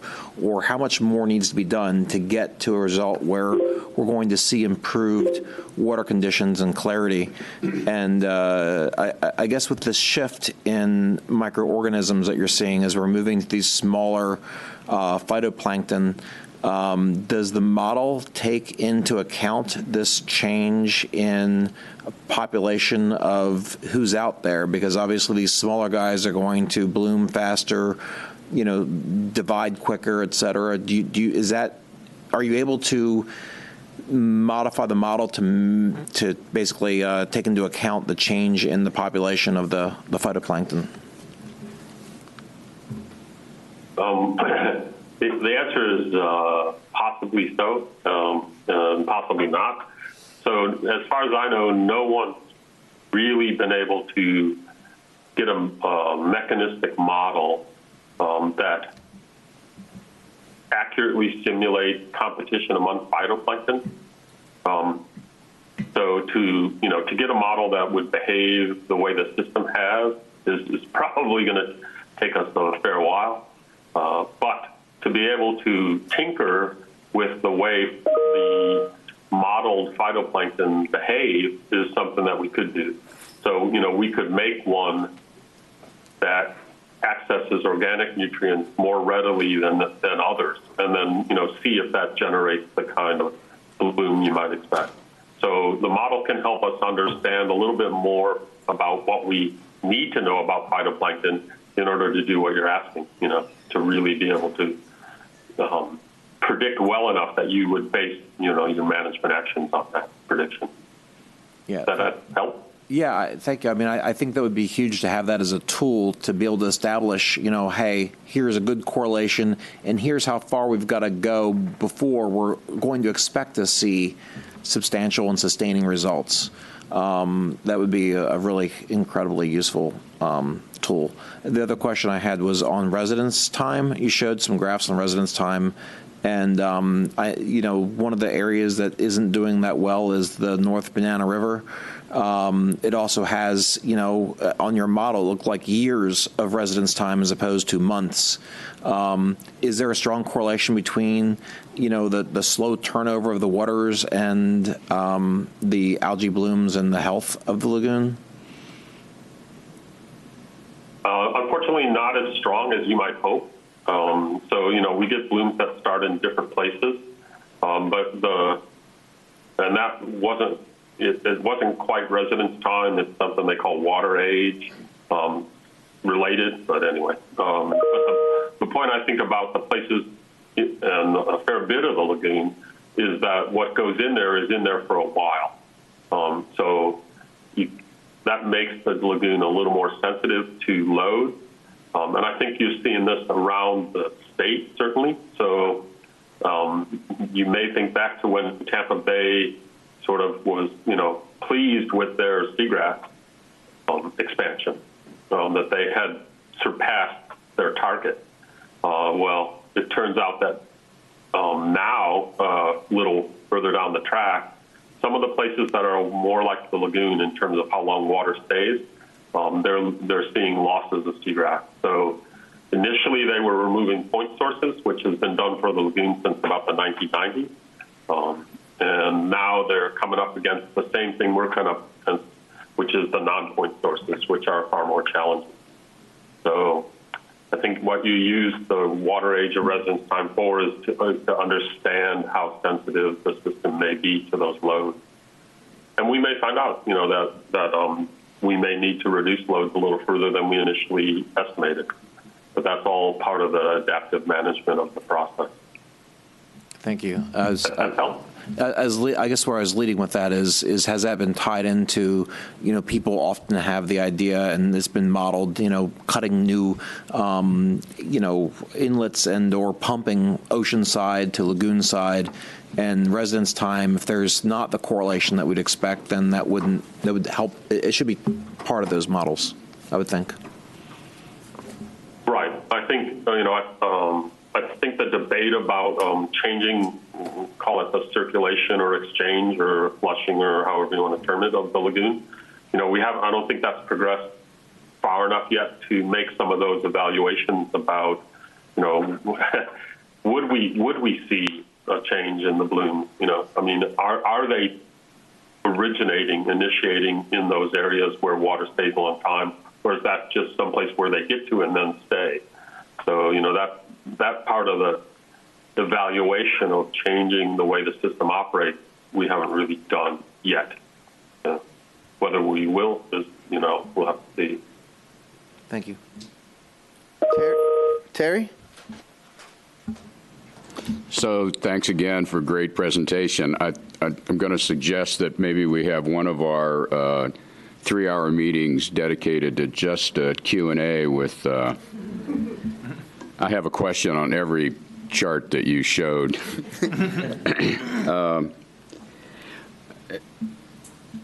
I'll just skip. So this, we just published the report card, and one of the things that's concerning in that data is the apparent lag in the recovery of seagrass, even though water quality has improved over the last couple of years.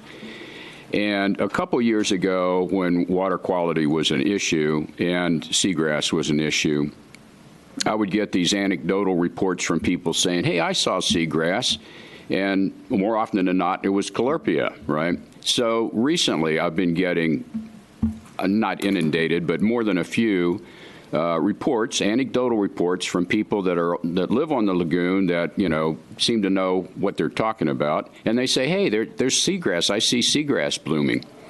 And I challenged it, you're seeing Calerpia. And people have come back and said, no, I waded into the water, man. It's blades of grass. It's not Calerpia. Okay.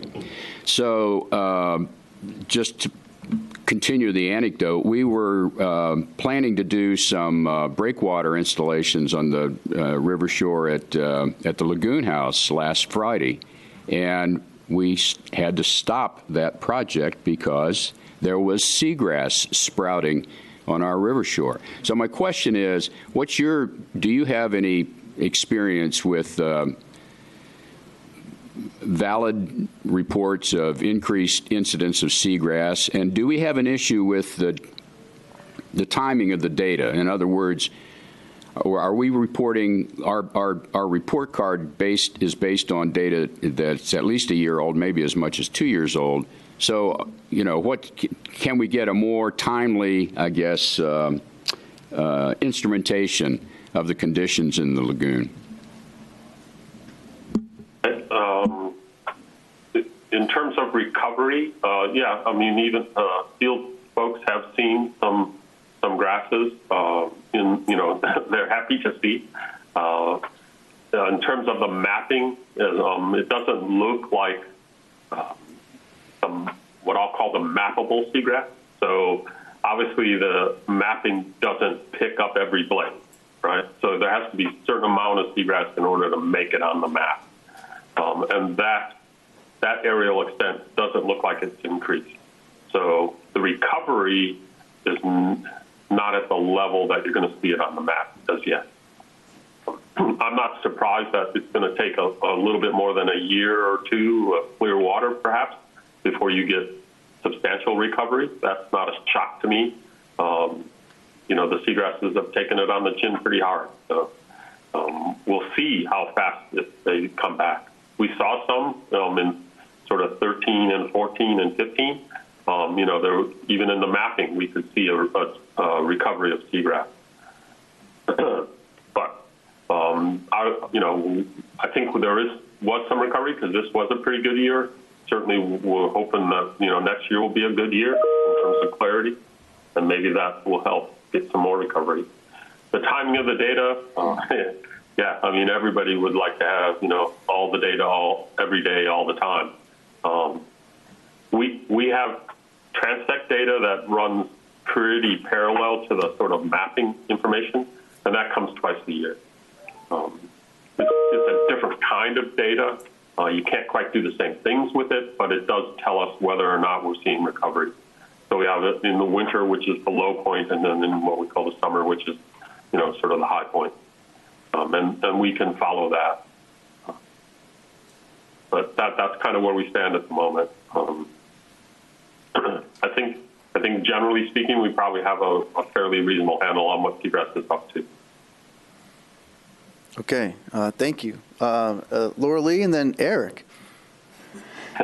Yeah, I'm sorry. Terri made me think of another question. I called on you, Laura Lee. You're good. So I was actually down yesterday afternoon at the Lagoon House looking at the results of their breakwater projects. And, I was on the TDC when we initiated the $1 million per year grant money that's coming out of the TDC.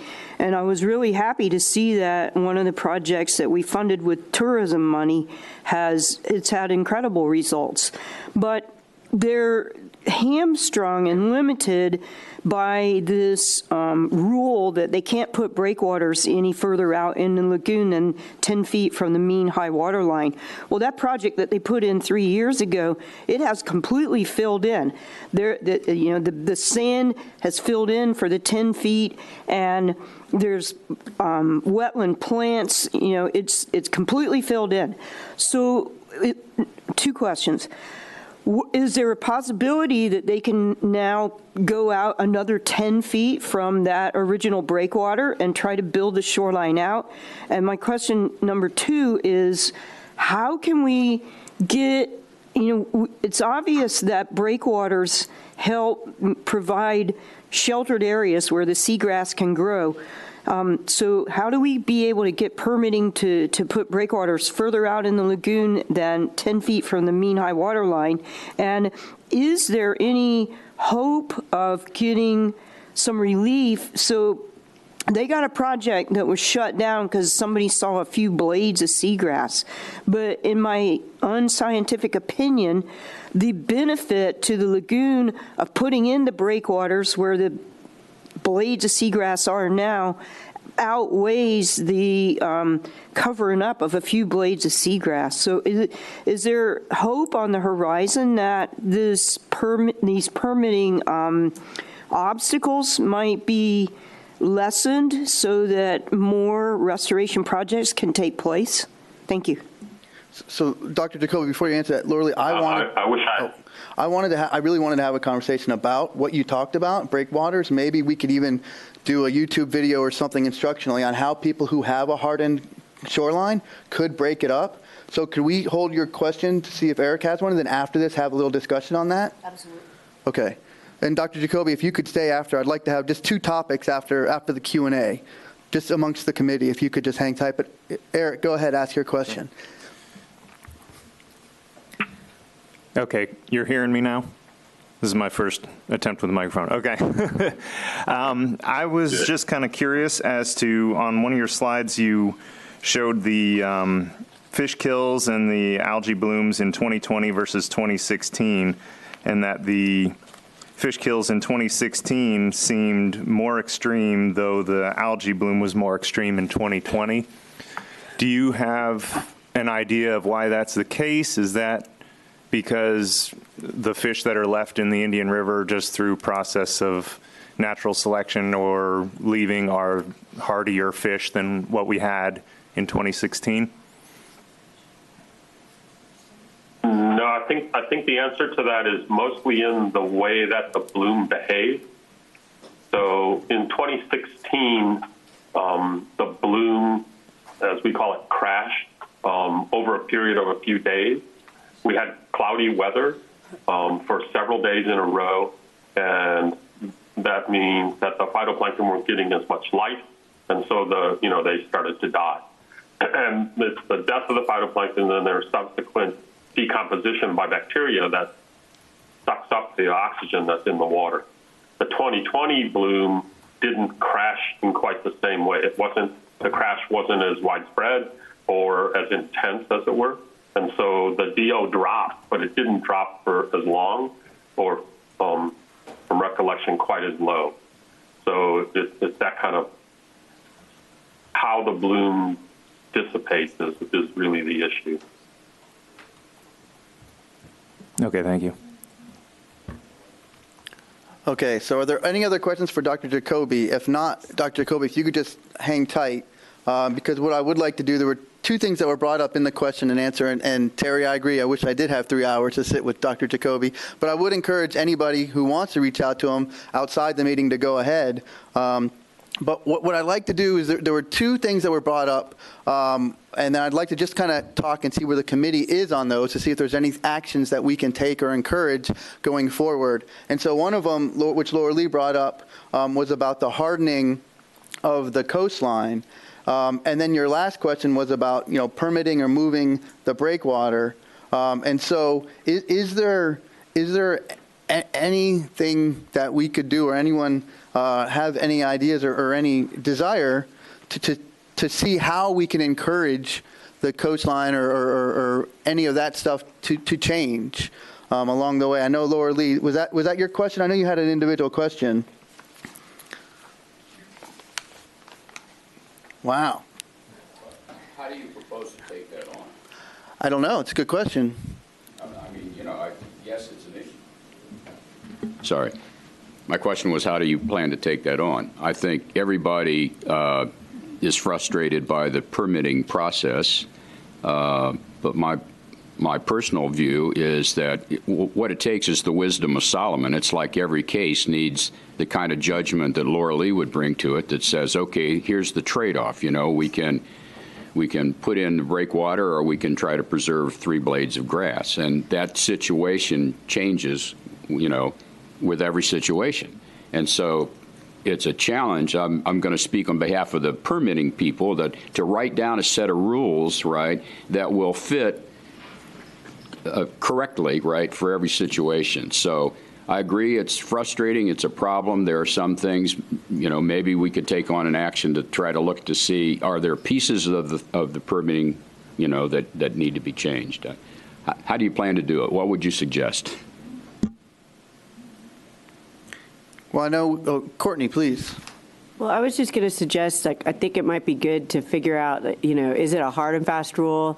What would be the process to change the rule if that was possible? And maybe Dr. Jacoby could provide some insight on that. And, after understanding that, maybe we can come up with some way. I mean, I could think of a number of ways that we could try to address it, which would be a letter to the St. John's, to the district, to the state of Florida, to our legislators, the legislative process. But that's the problem, is not knowing what the rule, where is the rule? Is it an administrative rule? Is it a statutory rule? Stuff like that. We should probably figure that out first before we design a strategy.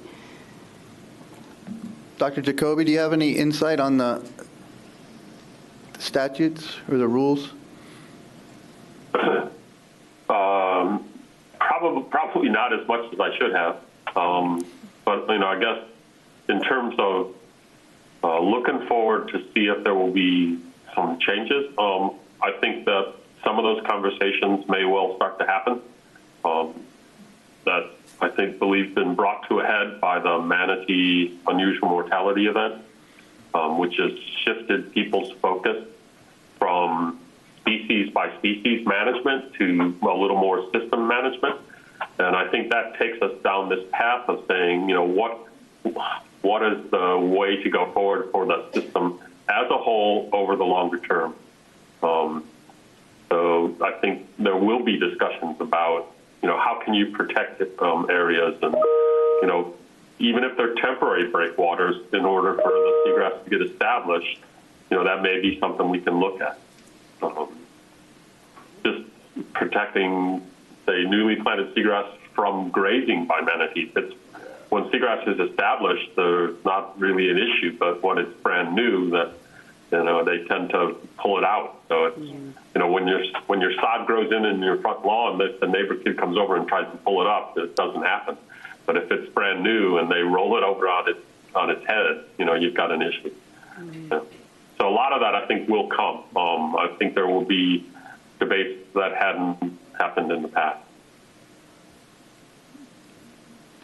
Dr. Jacoby, can I ask you a question on a separate topic, since you seem to know a lot about this? Has there been any, in the end, it's the dissolved oxygen that's causing the kills of the fish, it's causes the kill of the grass, other things, when it goes down for a long period of time. Has there been any attempts to measure the dissolved oxygen in the lagoon using aerial techniques, either UAVs or satellites, using Raman spectroscopy or anything else that could allow us to get a picture of the dissolved oxygen content so we can see where the level is and how it's crashing? There are devices out there that do take DO measurements, on a sort of a 15-minute basis, usually sum them up over an hour and telemeter that in. I think the concern is probably, can you put those in enough places, to not miss an important event? And thus far, we probably haven't. Plus, the event may well occur not at the surface of the water. So we got a little bit of evidence that the lagoon is potentially not always as well mixed as we might have thought in the past, because it's relatively shallow. We may get low DO events near the bottom. So short answer to your question, I guess, is could be really challenging. But we have some data, and we have used that in the past to confirm, as it were, that the change in DO was the likely cause of the fish kill, separated from toxicity and things like that. Hope that helped. Okay, thanks. Okay. I guess so Laura Lee, on the breakwater, did you get your question answered? I want to know how to get on one of those debate teams. So I was. I will certainly remember to let you know. I was thinking too. We always have lots of residents on the lagoon who are interested in helping. Maybe Virginia. Maybe we can look at the permitting, at the license, to see if there's anything that we can talk to residents who do live along the lagoon, who do have a hardened shoreline, Laura Lee, on how they could maybe open up some of it. Maybe we can look at some sort of citizen science or citizen involvement where we can figure out how to encourage that which that encouragement alone may help bring the conversation up that we need to, if more and more people are having those small blades of seagrass. Courtney, please. I just, going through that, trying to problem solve that hard and fast rule, maybe if we could get some flexibility in that, could we look into that rule and see where it is and maybe bring that information back to the next meeting so we could talk about how we could try to work on that flexibility? Because I agree, and I think what Dr. Jacoby said was very true, is we're realizing that we're having to be more flexible and look at the system-wide issues rather than, that hard and fast rule. And if the district is looking into that type of, permitting process, then this might be the example that you gave, I thought was a really good example of, this is preventing us from making it better. And, let's figure out how to get past that. And I think if we crafted some type of, letter and example to the regulatory agencies, we could probably get something done there. But we kind of need to know where it is first, Sorry to give you more work. And Virginia, that's a state statute? Is it a, St. John's? Do we know? Jenny? Yes. The regulations? Mm-hmm. They can't hear you.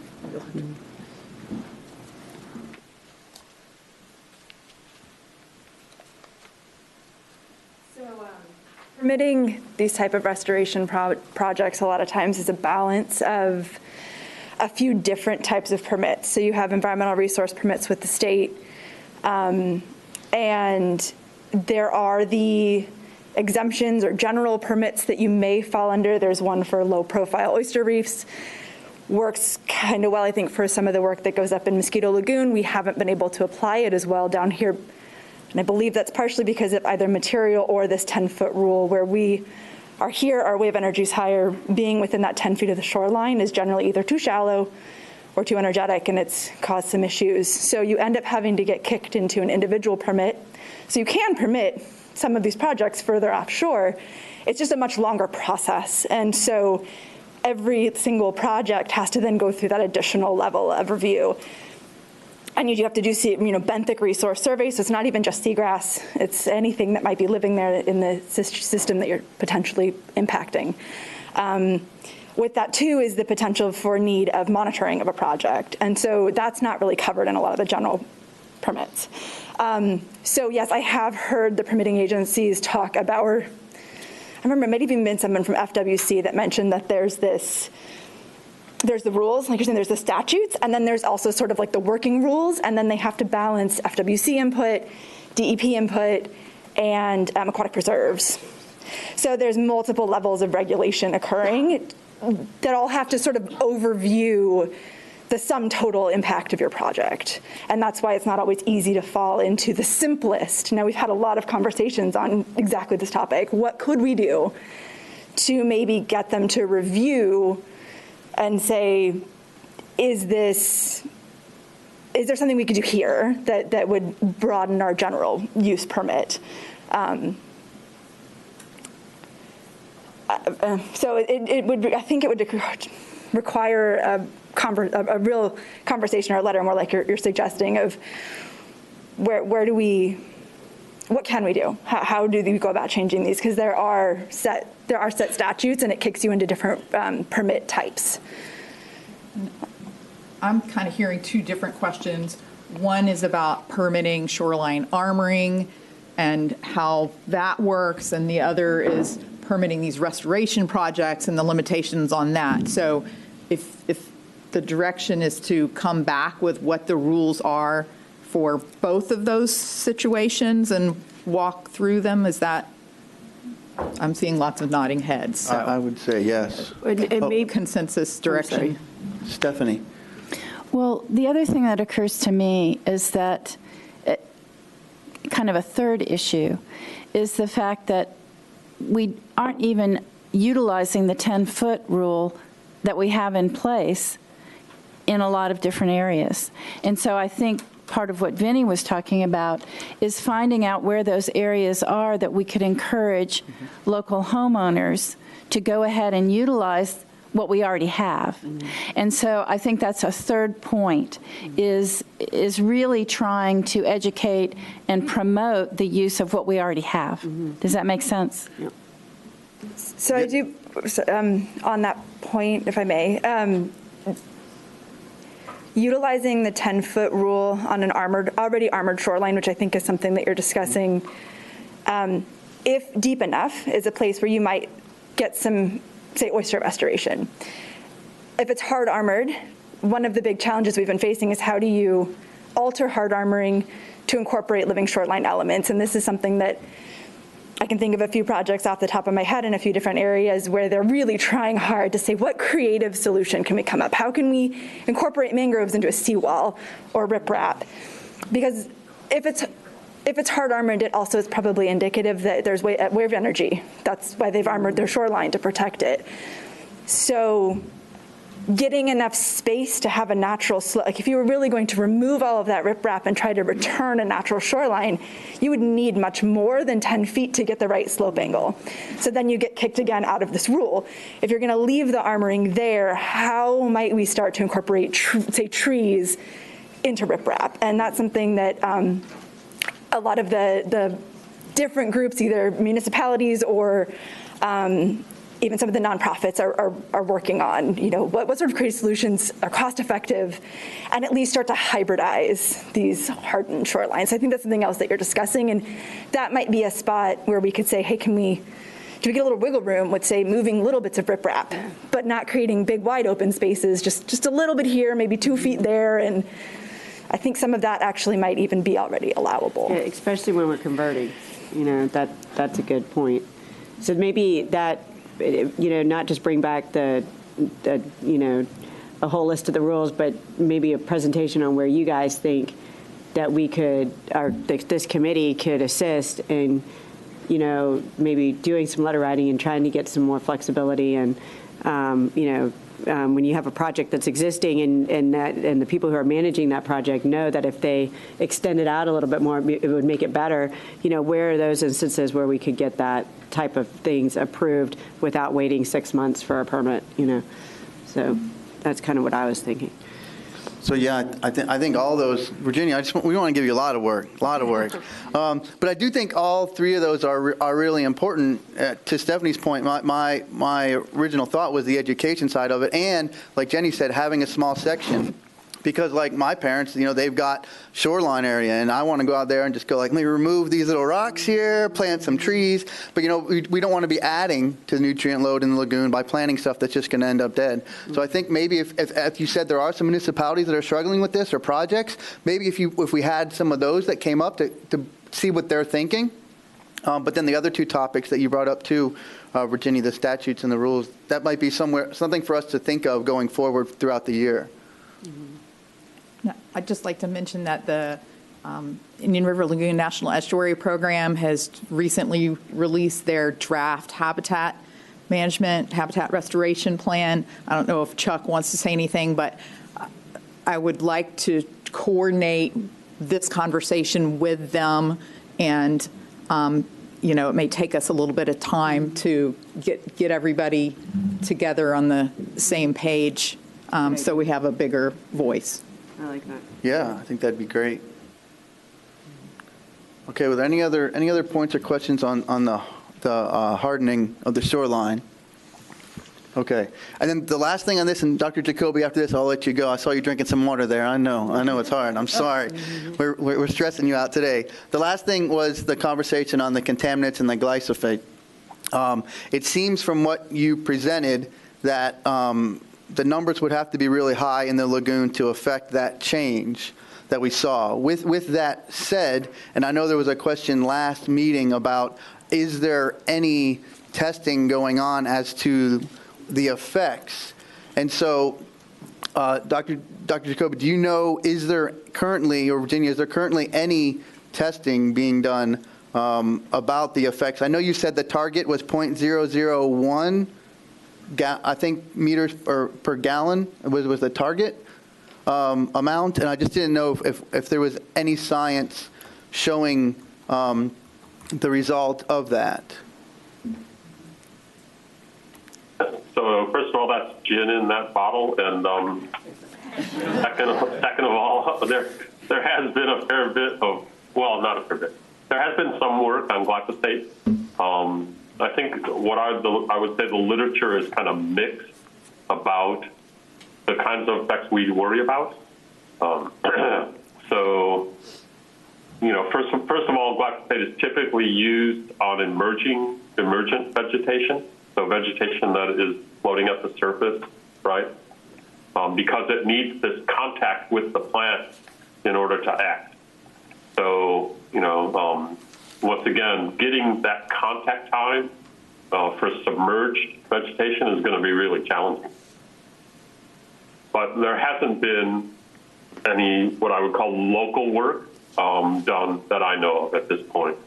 So that, you know, again, probably is something we have been talking about and, you know, may well go forward in order to just have a better understanding of what we are looking at.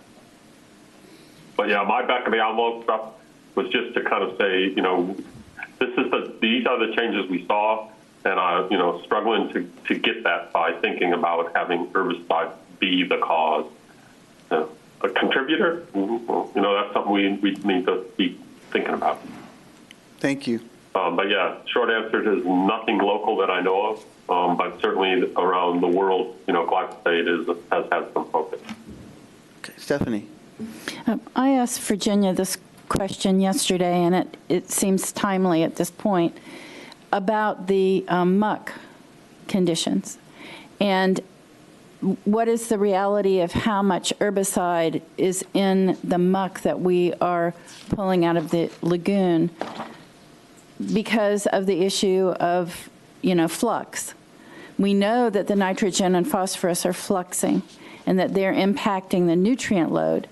But is there a significant amount of herbicide in the muck that we're pulling out? And apparently we've researched that. We know what the composition is of the muck that we're pulling out. Morning. So we've done some testing on herbicides in the muck for the Grand Canal and Sykes Creek and stuff like that. The one herbicide we have not tested for is glyphosate. Apparently there's only a handful of specialized laboratories that can test for glyphosate, but that's definitely something that we'll be looking into in the muck as we move forward. What did you find from the other herbicides that you studied? There was nothing of significance. They were either, you know, below the minimum detection limit or well below the residential cleanup target thresholds that are established by the state. Do you have a time frame on when those testing for glyphosate may begin? It's all contingent on how these projects move forward. At this point, it will be the projects that we have in the pipeline. Okay, because I actually, it seems timely as well to mention, I was asked at the end of last year to join a municipal task force with IFAS for fertilizer education and just to really see where this data exists or doesn't exist or how we can add that. So I'd definitely like to follow up and see where those projects stand so that we can get the data back so that we can, like Laura Lee mentioned, it's not just the herbicides, but the plant matter that's, you know, falling down that's also increasing that. So there are residual effects to that glyphosate being added. So definitely I'd love to help drive that data collection and see how we can move that along more quickly because it is obviously a very timely topic and definitely citizen concern as well. Absolutely. We'll be happy to share that with you. Okay, IFAS, go Gators, right? No, sorry, got to plug. Okay, so the last thing on that topic, we haven't traditionally, and we don't normally fund research as part of our plan. So since there doesn't seem to be a big body of research or information on that, maybe that's you know, something, Virginia, we can keep our eye on for any research or anything that comes out for us to be able to keep track of. I do know that we'll be doing lots of seagrass research coming up. The zoo's going to be, we did get that matching grant from the state. So, it would be good to keep our eye on that as a contributing factor down the road. And of course, we always have projects where we're using harvesters from the municipalities, and we can continue to push those. I'm still waiting to drive a harvester. If any municipality has a harvester they'd like me to learn how to drive, I would gladly do that. Lorraine. Yeah, I just wanted to ask Virginia, because I seem to recall, we have restrictions in terms of the dollars we can spend on research. I remember that from the original referendum, right? What are those restrictions? Could you? There's $1 million a year that is dedicated to measuring the performance of the projects that are implemented through the plan. And so, we would need to, like Walker just said, it would need to be a part of, related to measuring that project performance. Okay. Thanks. Okay. Any other questions? Yeah, we will. All right, Dr. Jacoby, thank you very much for your hour and a half. No, for the time that you've given us. Thank you very much. Okay, yeah. Why don't we go ahead and take a 5-minute break? Oh.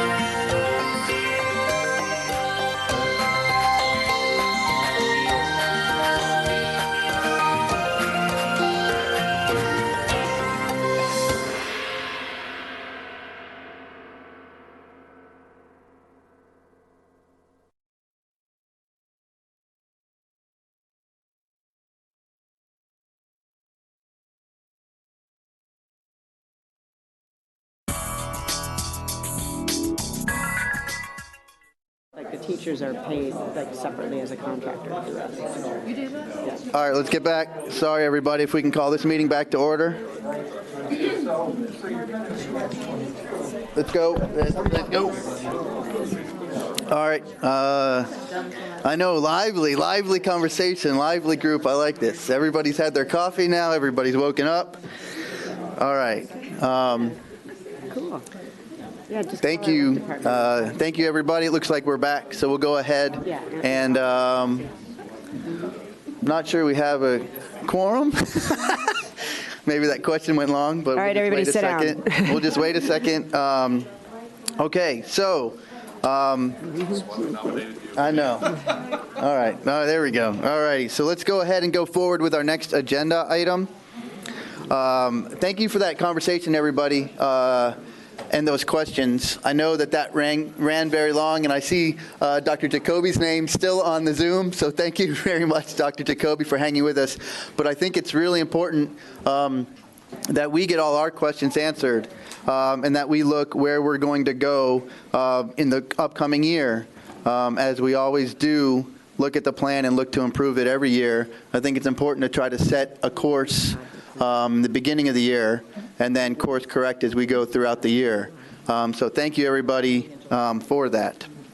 Okay, so the next thing that we have on the agenda item is the approval of minutes.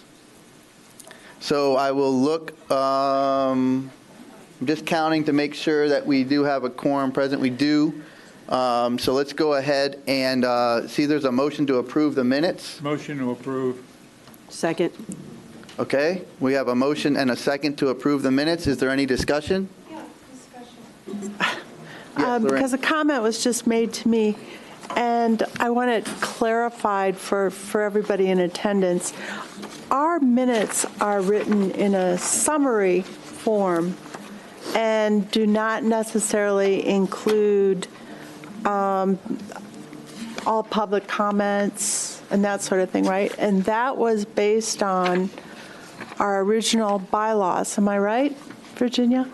So I don't think they were based on bylaws, but I do believe when we had our first meeting, it was John Byron that proposed a motion to Carol to say that our minutes would be our action items. Right. So anything that we took an action on is what would go onto the minutes. Carol, did you want to? It was, yes, Mr. Chair, it was a consensus of the committee that the meeting minutes be recorded, to record what was done and not what was said in detail.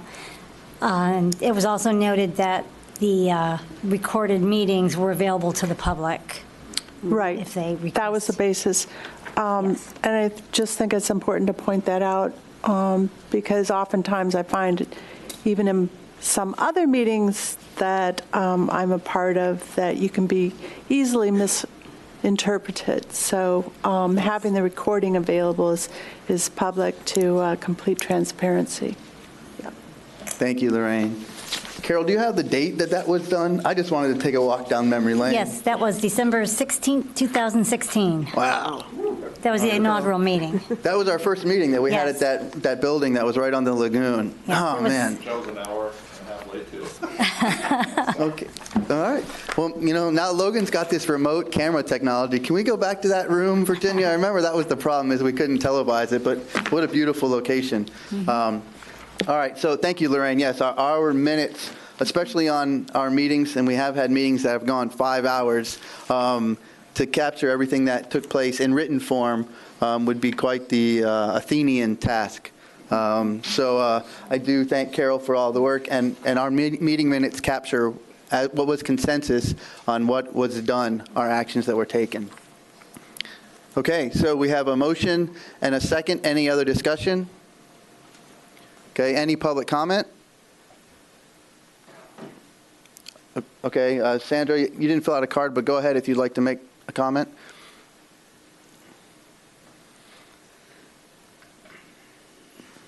On the minutes, Sandra Sullivan, St. Patrick's Shores, on the minutes, what concerned me, there were 3 points that are brought up that concerned me that were not in the minutes.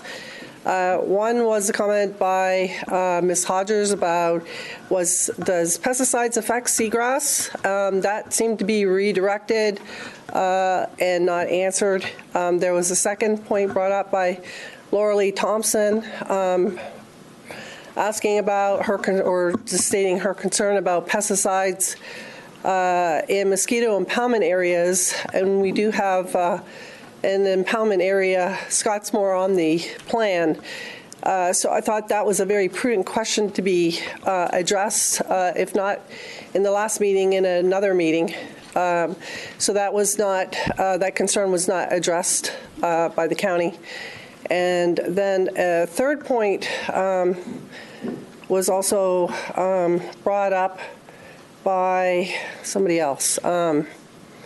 About copper biocide. I think it was David Lane, who had done a thesis or something about that. Had said, if there's copper in as a biocide, and that is relevant, I think, to the inflow study because of the copper in the Port Canaveral area. So I would have liked to have seen those concerns brought up by the COC, since, as I understand it, the concerns brought up by CSC members should be addressed by the county. Thank you. Okay. David, did you write a thesis? No. Short answer, no. Okay. And so I did want to just bring up one item, because I have looked at the tape, and I do encourage anybody who's interested to look at the tape. Susan did ask a question if there was any testing done on glyphosate, to which Marcy, who was remote through Zoom, answered that there isn't any projects growing seagrass. And so I don't know whether it was a technology issue, whether she redirected, although I would say if you're redirecting at a meeting on camera that's recorded in perpetuity, it's probably not the best idea. So I would say that she misinterpreted the question.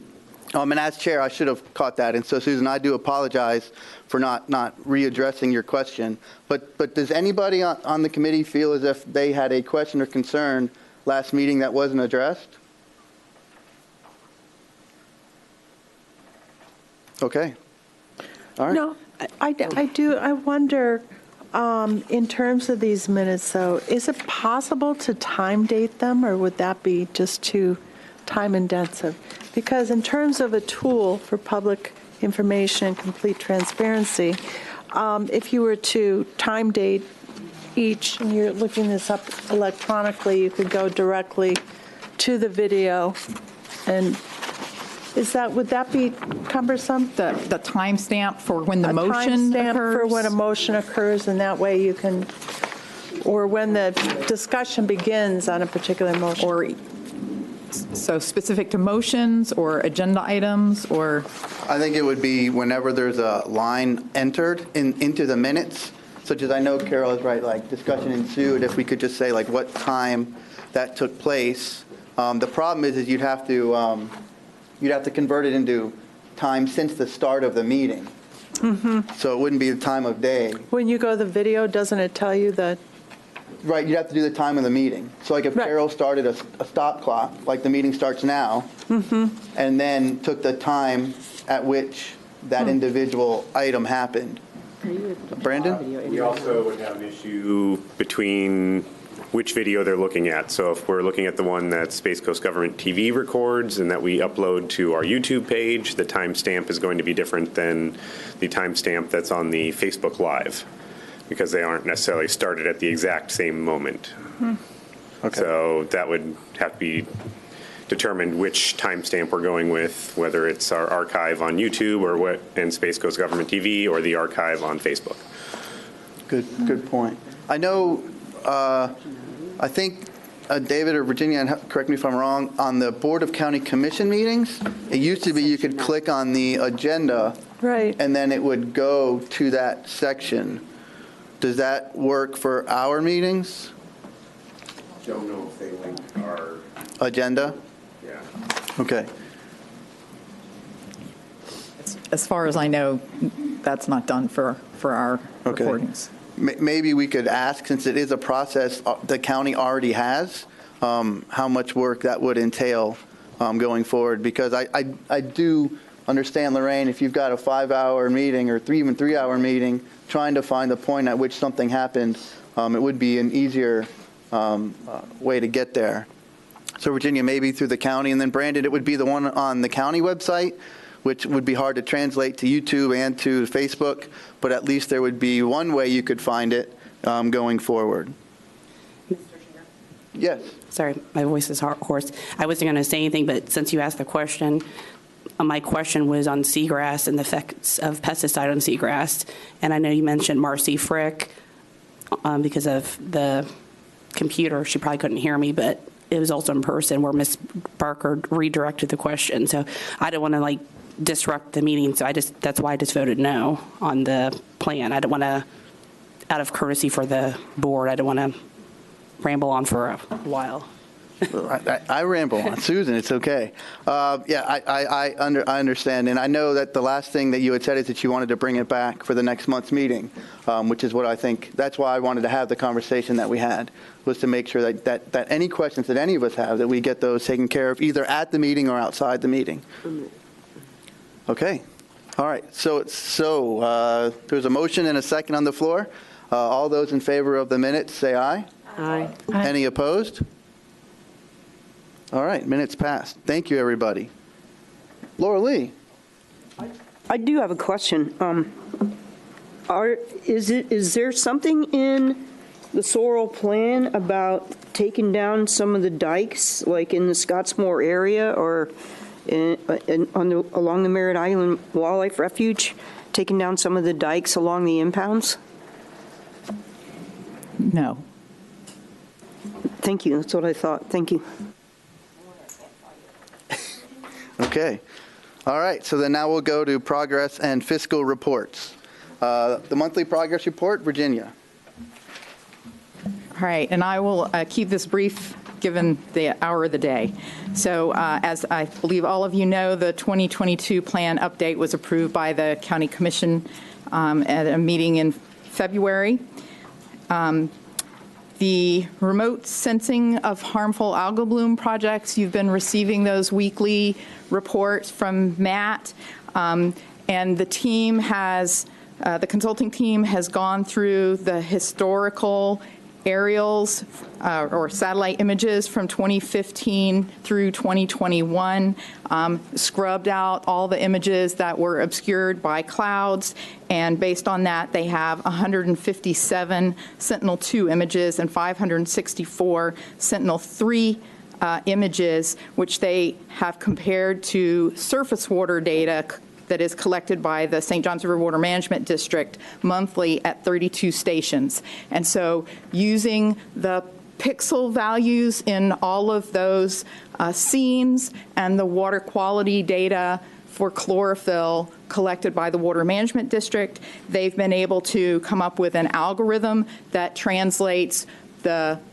what the frequencies and the difference values in those light frequencies sensed by the satellite, how that translates to chlorophyll levels measured in the lagoon. And so you'll notice that those reports used to be the image, the legend was an NDVI, a vegetation index. Now the legend is a chlorophyll index that's based on these new algorithms. And as a next step, they've identified where there's been a higher frequency of blooms across those historical images. They're comparing those locations to what we think to be, the most likely sources of nutrients that would feed those blooms. So stormwater outfall, septic communities, muck deposits, and conversely, seagrass locations where the light is probably clearer, the nutrient loading is less, to see if we can see those differences. And I'm going to skip around. So at the bottom half of the back side of your one-page monthly progress report, we always have the list of future topics. All of the staff is listening to you throughout the meetings, taking notes on, what it is that you're interested in and what your requests are for future topics. We try to reflect that in this, and so I know those of you who've been here since the beginning know this, but maybe newer people don't know. This is how we keep track of what your priorities are for us to try to find speakers to address these topics. So if you have specific topics that you want, or you want to change the priority order here, obviously we have no control over when speakers are available, but we will reach out to speakers and topics based on that guidance from you and try to, follow your priorities. And so for today's meeting, the top of the list was to hear from the state geologist about the vulnerability of groundwater in the state of Florida, and especially in our watershed. And so that's why that presentation was today.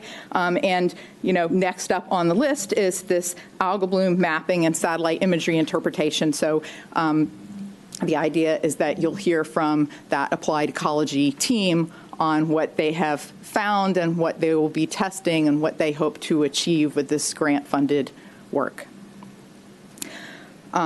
So then back to the progress report. We removed 3 more derelict vessels. Terri has sent out notice of fundings for all of the projects that were added in the newly approved 2022 plan so that those can get underway. We had several presentations this month at Citizens Academy. Brandon's going to be talking to the Palm Bay Sustainability Board. Terri is going to be talking actually two presentations, the Center of Watershed Protection Conference, and we were just asked this week about coming to a Biscayne Bay event. And Laura Lee and Terri and I got to do an interview with Good Morning America folks, and I think Laura Lee's had some other interviews. I was not able to catch the airing. Oh, okay, all right. Well, when's it going to be on? We got to watch, Laura Lee.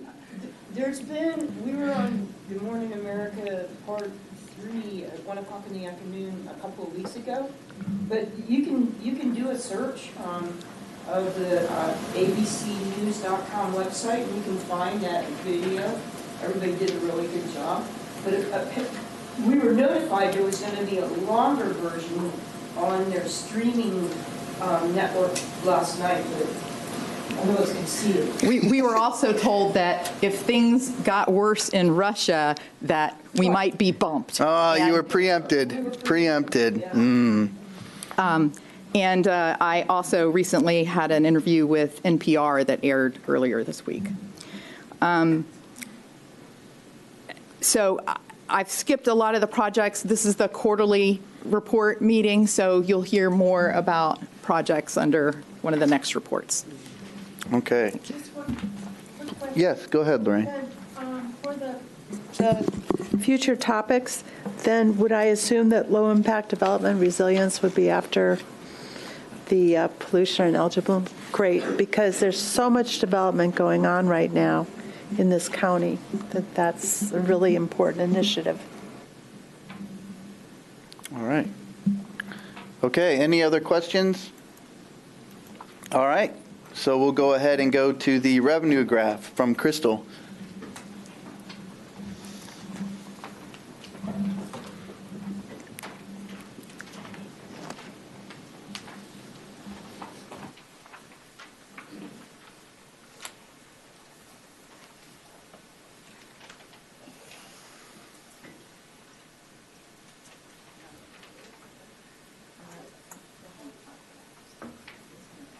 Okay.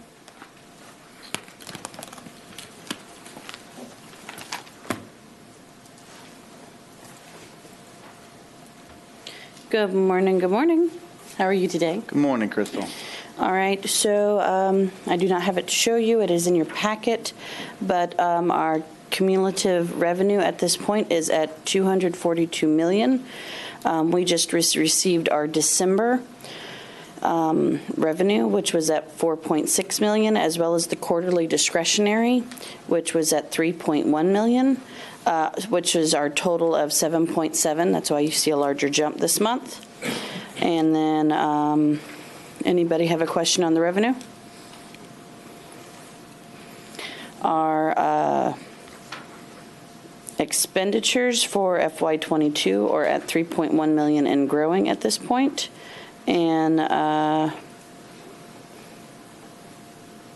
anything with that?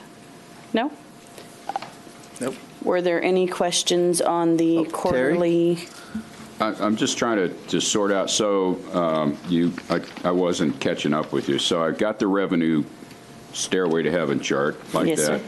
But the next page, the what's labeled as, I guess, the monthly financial statement. Yes. It's got 285, 915, 176. Correct. But that number, where does that number come from? Okay, that number comes from every year we have our revenue. So what we're projecting for that year. So each year that money rolls forward. So when you have the upper area. Let me try asking again. I'm going to tell you. Well, it's somewhere between the 242 we've collected to date and the 283 that we're projecting we'll have by the end of the fiscal year. Correct. Plus the grants.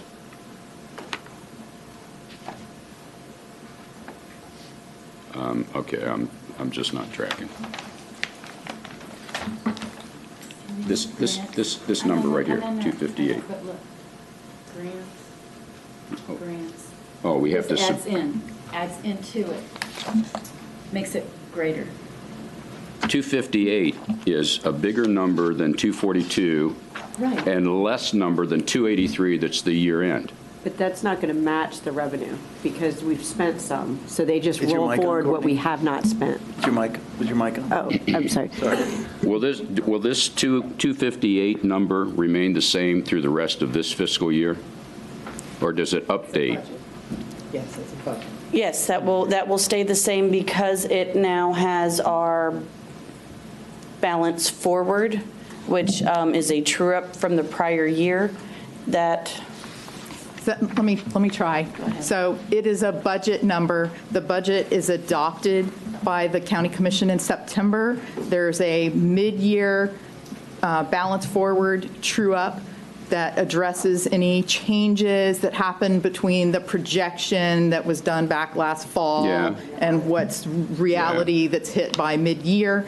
And whenever we get grant contracts, we do a budget change to reflect that additional revenue. So the budget is updated several times throughout the year, specifically at mid-year and most frequently with new grant opportunities. But it doesn't change a whole lot in terms of the total. As we get grant contracts, that number will change. Because I do believe we had received information, please correct me if I'm wrong, that there are about $52 million in contracts from the... And I've shared, there's legislative appropriations that if the governor doesn't veto them, right, that would be additional funds.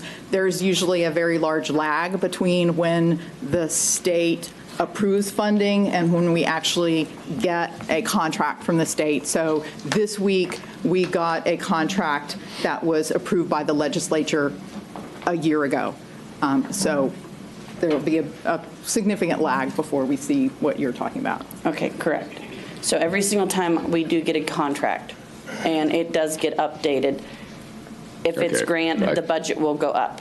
I give. Mr. Chair, I had a question. Yes. On the grants, the yellow, the fiscal year 2022, on the grants, you have the federal grants, the state grants, the TDC grants. Is there a place that lists all the grants, like that itemizes them?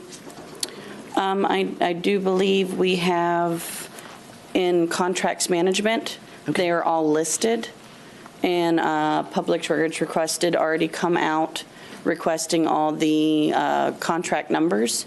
So if there is an issue with you being able to pull up the contract numbers, we would have to go through purchasing. It's their program. Okay, thank you. Mm-hmm. All right, any other questions? Okay, thank you, Crystal. And now we have the following, which were the expenditures per each project. That were the Sorrel expenditures. Were there any questions on that? That is that sheet, yes. That's the financial table, right? Correct, the financial table. By the way, these tables are really good. I know you guys worked hard, Terri. Well, Terri and I worked very hard together on this, but I will gladly give her the credit. Yeah, the one thing I would ask for is in going from the financial table to the performance table. I spend most of the time in the performance table. It would really help to have, I think, the contract value, something that just carries over from the one column from the finance table. Is that a hard thing to do?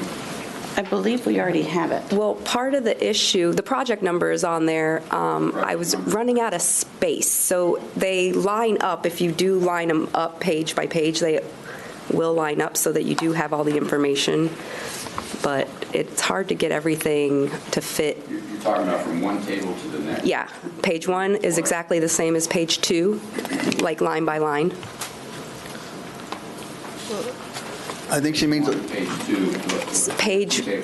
Yes. The table 1, page 1 for the financial table is the same layout as page 1 of the performance table. Yes, thank you. Laura Lee's demonstrating. Do I care about that? I mean, Well, that's- everybody use it that way? You can, but that way, all that information is right there for you. I think, Terry, the only other thing is we'd have to make the font even smaller to squeeze it in. And we can't for ADA purposes. Correct. Or get bigger paper, and I'm not sure. I'm here to know about 6 different ways, so. Well, but no, do you have, if you have another idea. Well, I mean, again, I'm looking to add information, one piece of information to the performance table. When I'm looking at the performance table, and the columns are a lot wider than they need to be for the information that's in. What would you like on there? From the finance table,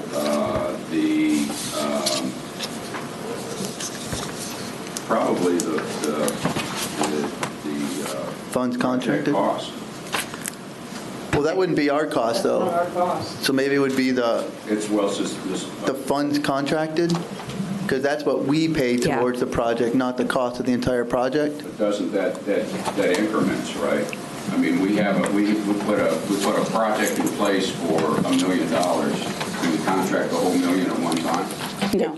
Sometimes. It depends. It depends on the project. Yeah.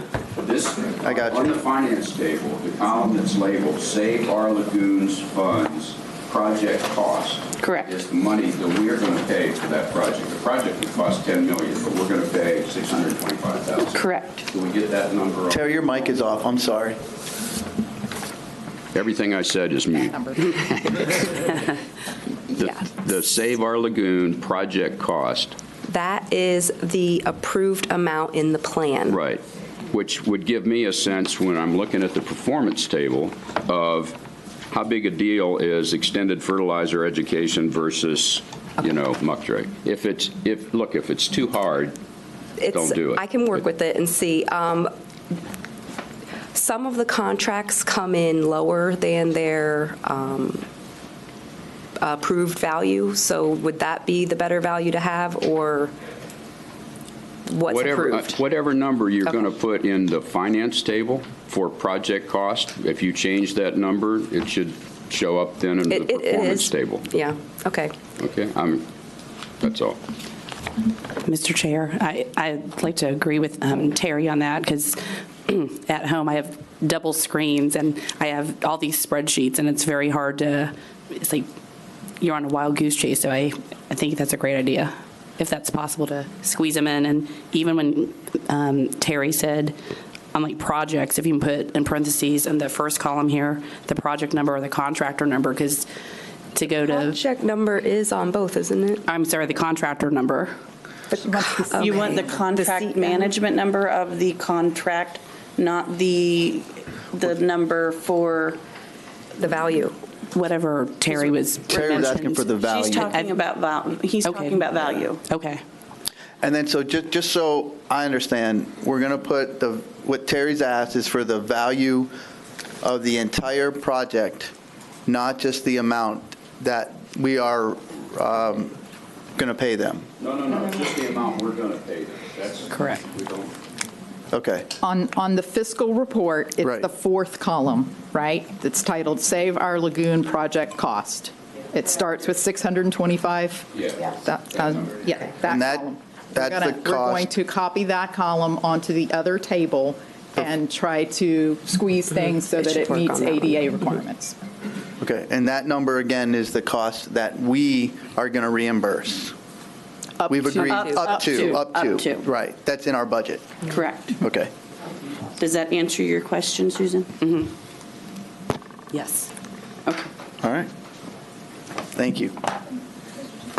Kimberly. To circle back to Susan's question, to get an itemized list of the grants, did you say there was a records request? We have filled a records request currently that was asking for all of the grant contract management numbers.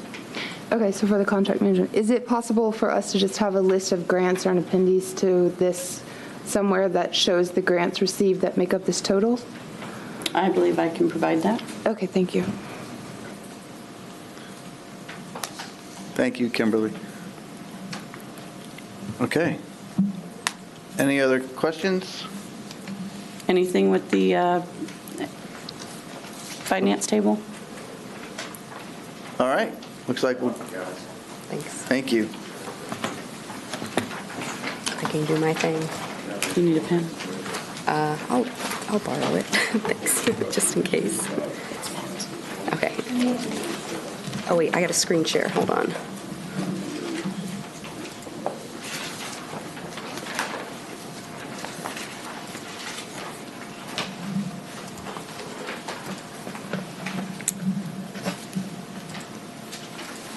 Okay, I'm going to do the quarterly update. We normally would have done this last month, so this information is from October through December of last year. And we're going to be doing our next one in May, so I'm not going to spend a ton of time here, but I just wanted to give you a brief update on where we're at. Let me see if I can get that out of there. Okay. So our sewer lateral projects are about to get started with the smoke testing, so tentatively scheduled for next month in April. Some notices went out to those residents in the areas where those projects will be taking place. Our South Central Zone C septic removal project went under construction, so that's right along US 1, kind of near Suntree Boulevard in Indian River Isles. Some of our septic upgrades, we had our first one completed in the Banana River. 5 more were completed in the north, and 4 more were completed in the central. For our quick connects, the north had 3 more completed this quarter, and we had, last quarter we had 1 marked in the central. That was actually in the north, so I fixed that on this one. Convair Cove was completed. This was the one with the BAM put in at each end of McNabb Parkway and has the rain tanks underneath with the pervious pavers. Titusville High School baffle box was completed. You can kind of see it right here. Well, that's not it, but that's the location of it. So right next to Lagoon. So that one is completed. And then I added the Ray Bullard. This one was completed this quarter, but we talked about it and we were there. And so thank you, Kimberly, for providing this picture. That's the stormwater pond at the Ray Bullard Water Reclamation Facility, where they've added in weirs and BAM material to help with stormwater nutrient reduction and flooding for the over 400 acres of housing development there. The Cocoa Beach Phase 2 muck removal project is underway. They are about 90% complete. They just completed Canal 28, which is shown here. It removed about 23,000 cubic yards of muck this past quarter, and they have 2 left, so they're about done. And the Brevard Zoo installed 4,545 square feet of oysters in the northern portion of the lagoon under the 3 different contracts listed there. And that is all I have. Yes. Terry. Great chart. Love these charts. Table 7, table 8. Can you read the title for it? They are the septic system removal and septic system upgrades. I'm pretty sure that the numbers in the titles, like Banana Septic System 144 Quick Connects, are the number of candidates, right? Correct. The number of applications are individual, so of the 144, of the 9, whatever it was, no, I can't even add up, 144, 463, 260, 269, add all those numbers up, and we've gotten 9 applications? Currently. We've had 34 completed, and then we have 9 applications underway. Okay, so 43. We're still shallow penetration. I think we've talked about this before. What can we do to increase participation in this vital project? Oh, well, we'll bring up the vital staff member, Matt Bagalano, who's walking like a gunslinger. Go ahead, Matt. Get to touch them? No. Oh, just talk. So for the Quick Connects program, we are fixing to send out some more postcards to residents who qualify. With the plan update, the recent plan update, we increased the cost share per homeowner from $700 a pound to $1,200 per pound. That essentially expands the area based on the groundwater modeling that we can offer that funding to. So before, funding per individual property was a challenge at that lower level because, some people were only eligible for a couple $1,000s. Now they're eligible for, more. One of the other issues we've run into is we sent out, I believe in 2021, early 2021, we sent out postcards to residents that we use the Brevard County Property Appraiser and Florida Department of Health data to determine if they were on septic or not. And then we used GIS layers showing the distance of those properties who are not currently on sewer or on septic, the distance to the nearest gravity or force main lines. We send out postcards to those people that were within, I believe it was 30 feet, so at the end of their property line to the street, offering them funds to connect. So we offered the full funding, $12,000 for gravity, $18,000 for force main for those folks to connect. What we found is a lot of those people would call us back and say, I'm already on sewer, or I don't want to get off my septic.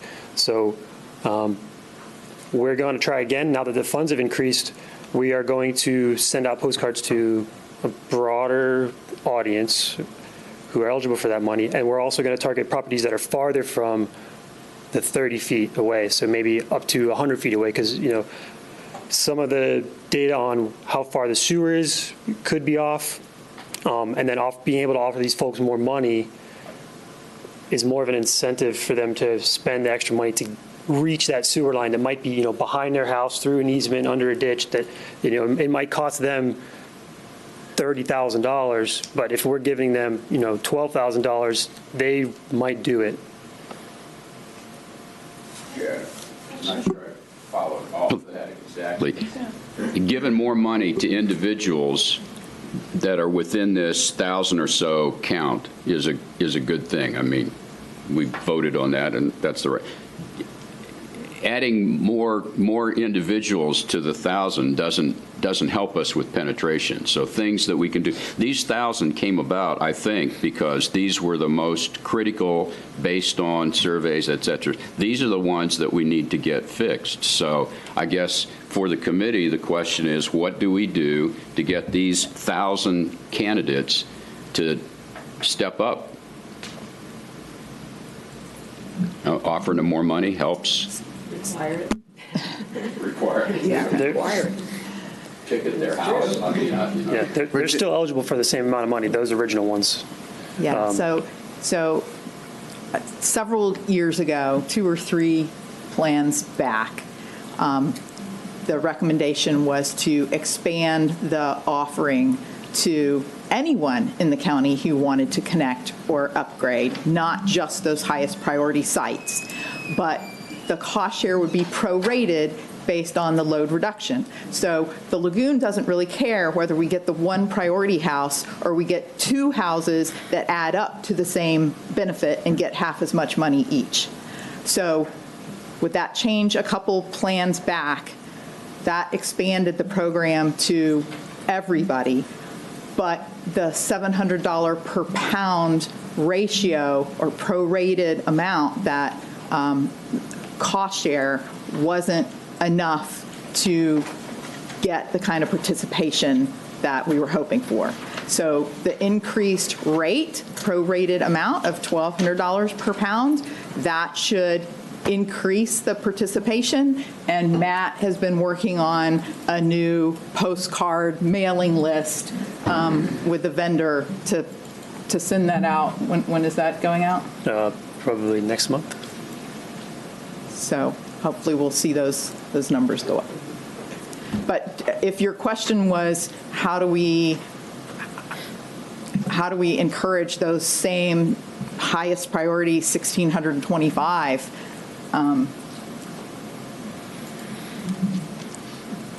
Yeah, I mean, keep. Yeah.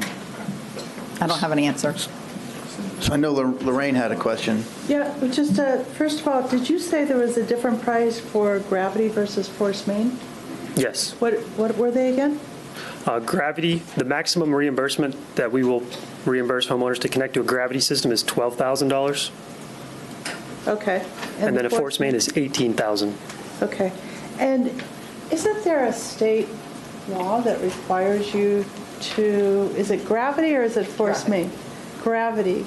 And it's just a matter of municipalities not enforcing that. So in terms of those that are gravity sewer systems, if the municipalities chose to enforce that, is that where the education should be to those elected officials? Is that where the pressure needs to be? I'm asking. That's a good question. Other opinions, because I kind of think that may be where, where we can really make a difference. Courtney?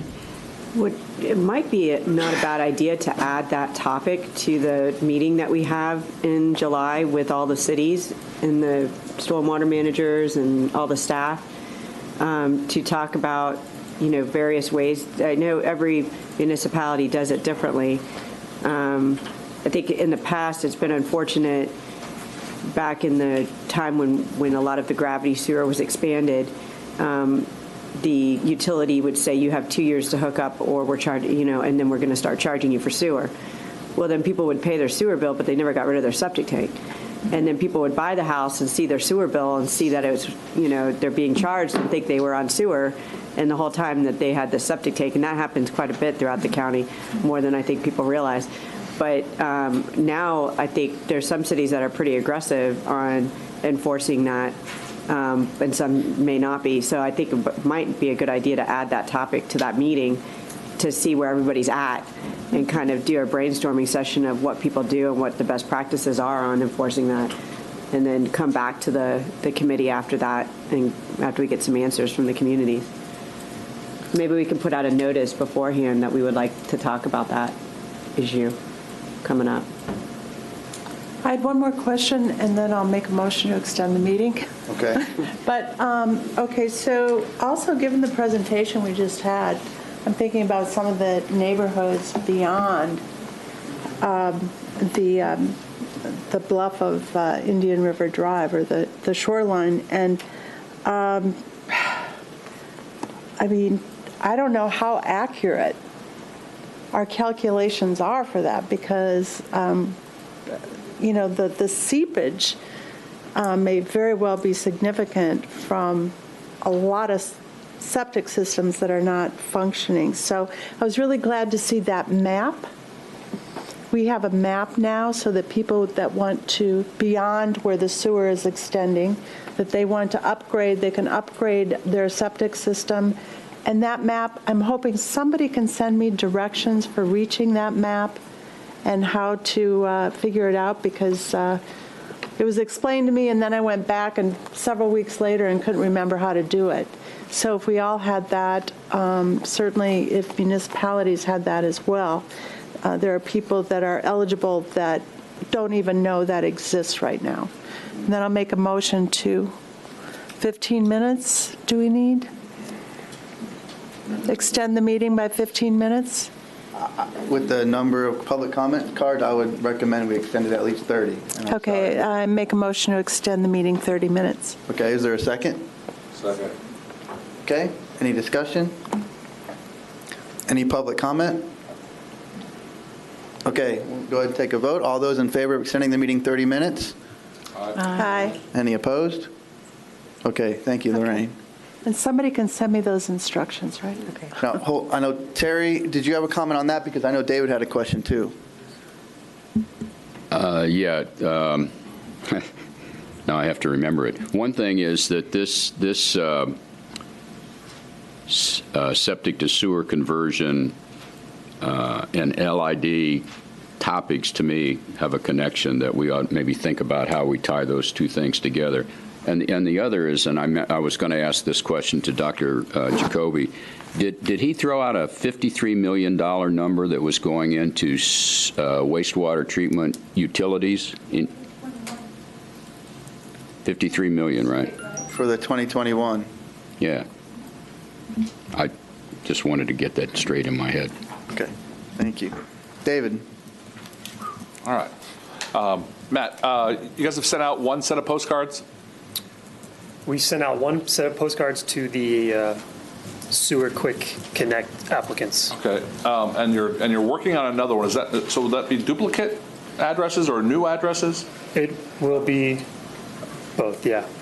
It'll be both. Yeah. All right. Got a little bit of a sales background. It often takes more than a postcard. But one thing that has an effect is multiple postcards. To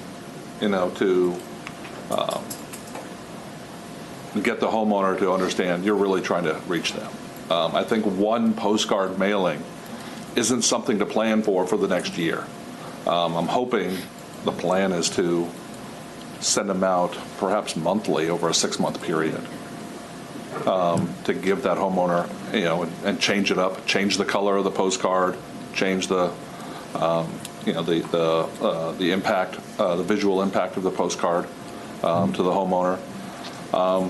And I wouldn't mind hearing about a more aggressive approach of knocking on doors. So anyways, I'm just happy to see that we're doing a postcard, but it's going to take more than one, in my opinion. Laura Lee. Can you mail them a copy of the MRC latest report card? That might get their attention. All right. Any other questions?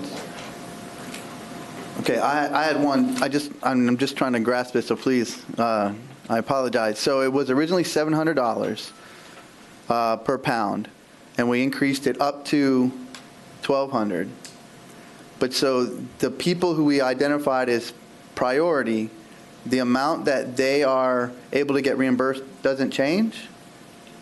Correct. The reimbursement amount of the $12,000 and the $18,000 caps are based on what is the average cost to actually do that work. So if you own an average home on an average size lot, this is what it typically costs to get that work done. If you own a McMansion on a big lot, then you may have to run a longer line. You may have other improvements that you got to run around. Your cost may be higher. That's on that property owner. But the plan caps are based on the typical cost to get the work done.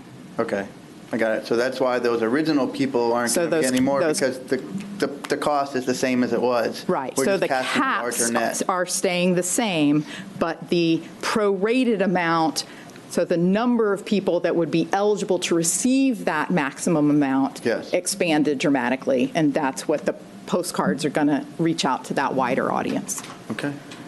All right. What they're eligible for is determined by a GIS map that says how close they are to the lagoon?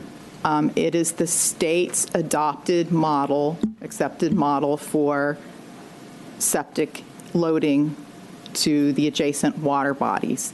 And so we have that loading information posted on our story maps, which is what Ms. Koss was talking about. So people can go onto the story map and they can click on their parcel and they can see how much they would be eligible for. Now this $1,200 change, we've got to quickly update the story map to reflect that increased cost share. If you go on, okay, well done, well done. Wow, half a second to get that done. Good job. I didn't catch that memo. Yeah. I mean, this is pretty good. Yeah. You guys rehearsed this, didn't you? No. Okay. Yeah. But we could do step-by-step instructions for how do you go to the website, which buttons do you click on, now zoom in on your parcel. What does that number mean? I would say thorough, Lorraine, not slow. Thorough. Well, I have to explain it to other people. Okay. Did you have another question? Yeah, I did, but I lost it. Okay. Okay. All right. Well, they're there. Okay, great. Matt, maybe if you could, once you have the postcards done or the plan, you could bring that back. I know for me, I'm a person that loves outreach, loves talking to people. If you gave me a list of people and said, Vinny, go knock on some doors, I would gladly do that. I think that would be a good way not only for us to push the septic tank, but for us, Courtney would as well, but for us, Eric would be able to reach out and talk to these people as well, and for them to get to know us. So, give me a list, and I'll go. We can design a door hanger version. Yeah. Okay. Yeah, I think that would be great. So maybe brainstorm or bring it back or something, Virginia and Matt. Matt, we just like to see you anyway. So, you gotta stop copying you with that beard, man. Come on, Lorraine. So, are there any other subsidies that a homeowner can get? Are there any models of what other municipalities are doing to make it easier to afford? If we have a $12,000 cap and it's a 25, what is it, 25, 30,000 now? In the qualified areas, a lot of cities use CDBG funds for that purpose.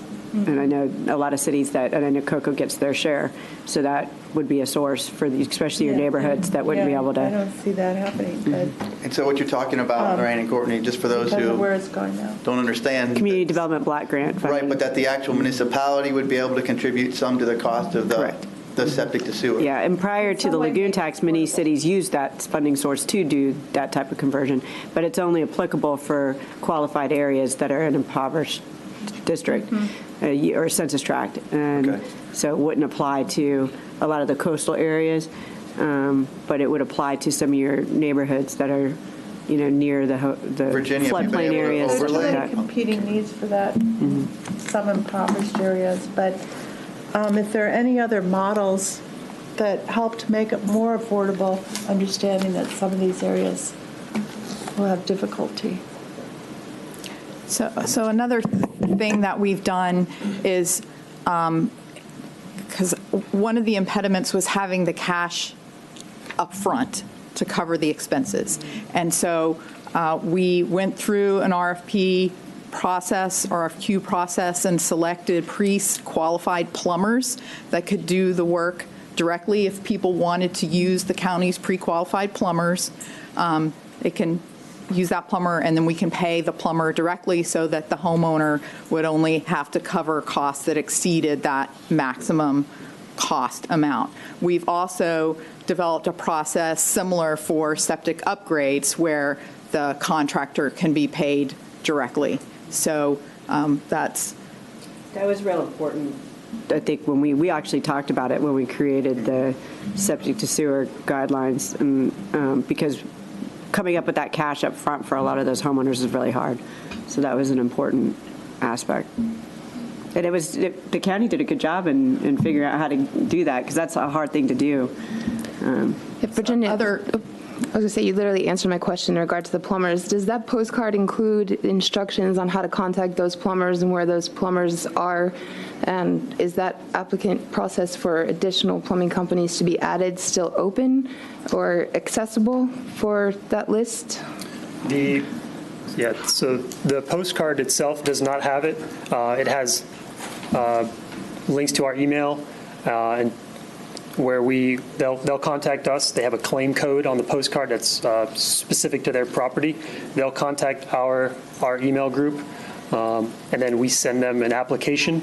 And the application package has, application, certification form that they sign, the tax forms they need to accept the income. But it also has a list of those plumbers they can do. And then the second question, is that still open to accepting more plumbers? We haven't done the process. It's a lengthy kind of RFQ process, but we have had a lot of interest from plumbers lately. So we would definitely like to do that again. That's a stunning statement from Matt. We would do that again, yes. So the answer was yes, you will be opening that up for additional plumbers to go through that? We don't have set plans to, but it is on the radar because of the interest. How many plumbers are on that list right now? There are 3 currently. 3, and I know that there was some lag in that contact previously with getting plumbers to apply and want to be on that list. So it's good to hear that you do have some reaching out. So I think that would warrant definitely opening up that call again to add plumbers. But in regard to all of those instructions that you just mentioned, once they have their individual code, is there a step-by-step process? Is there someone specifically dedicated to help walk them through those applications and that process?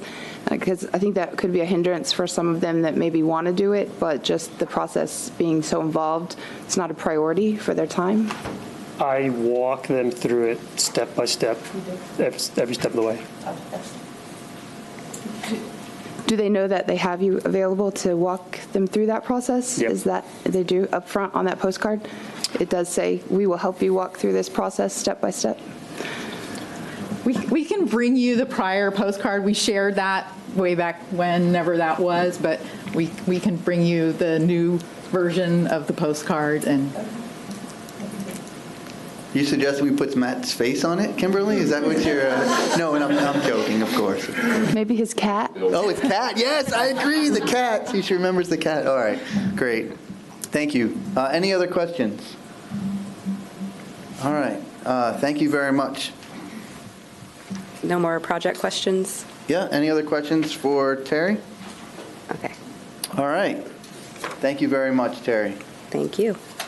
And we will see that again in May, which is only 2 months away. All right. So now we will go to the future presentation topics intake form. Brandon. All right. So as Virginia mentioned before, when you guys talk about things you want to hear about in the meeting, we've made notes of that, added it to our agenda. But we wanted to offer you a tool if you want to utilize this. I just created a simple Google form that can be filled out online. So if there's something outside of a meeting you think about and you want to request a speaker, we can have you go ahead and use this form if you want. So we're offering this tool to you.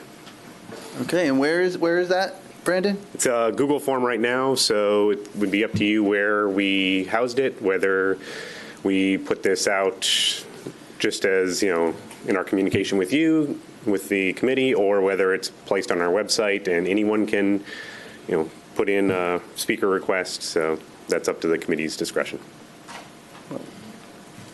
Any discussions? Charlie? I would just keep it within our group. So, because it's for us to be a learning tool and not put it out to the public for. I agree. Yeah. Okay. Dr. Windsor?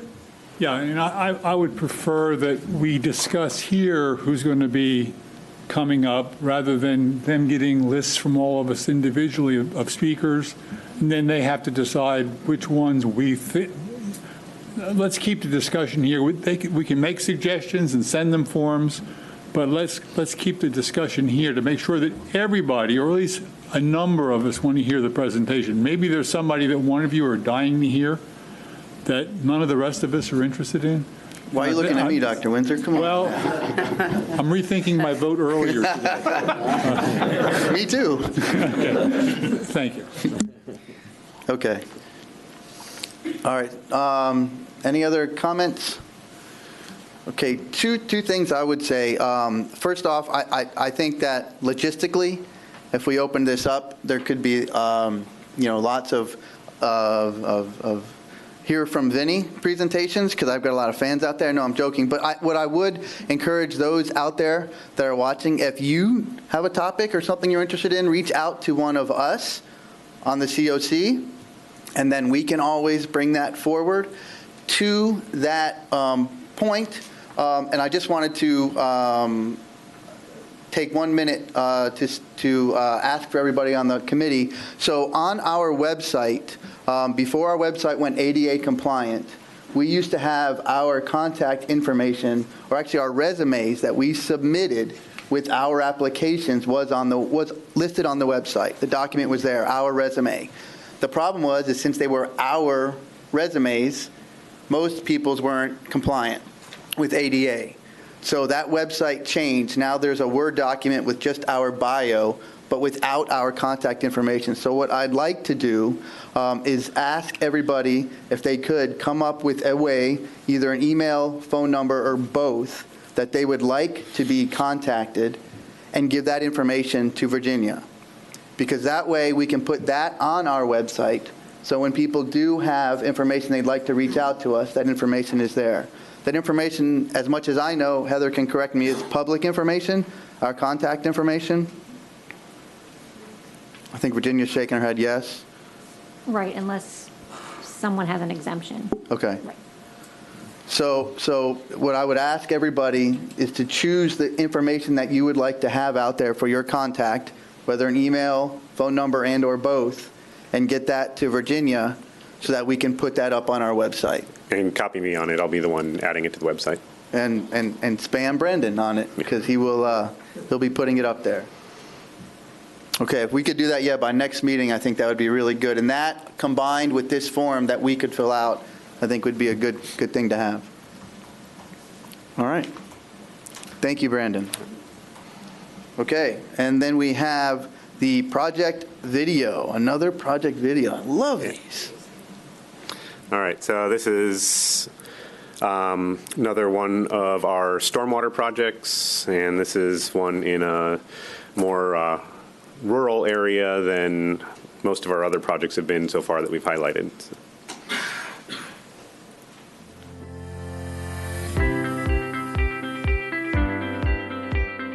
So we're here in Mims, Florida.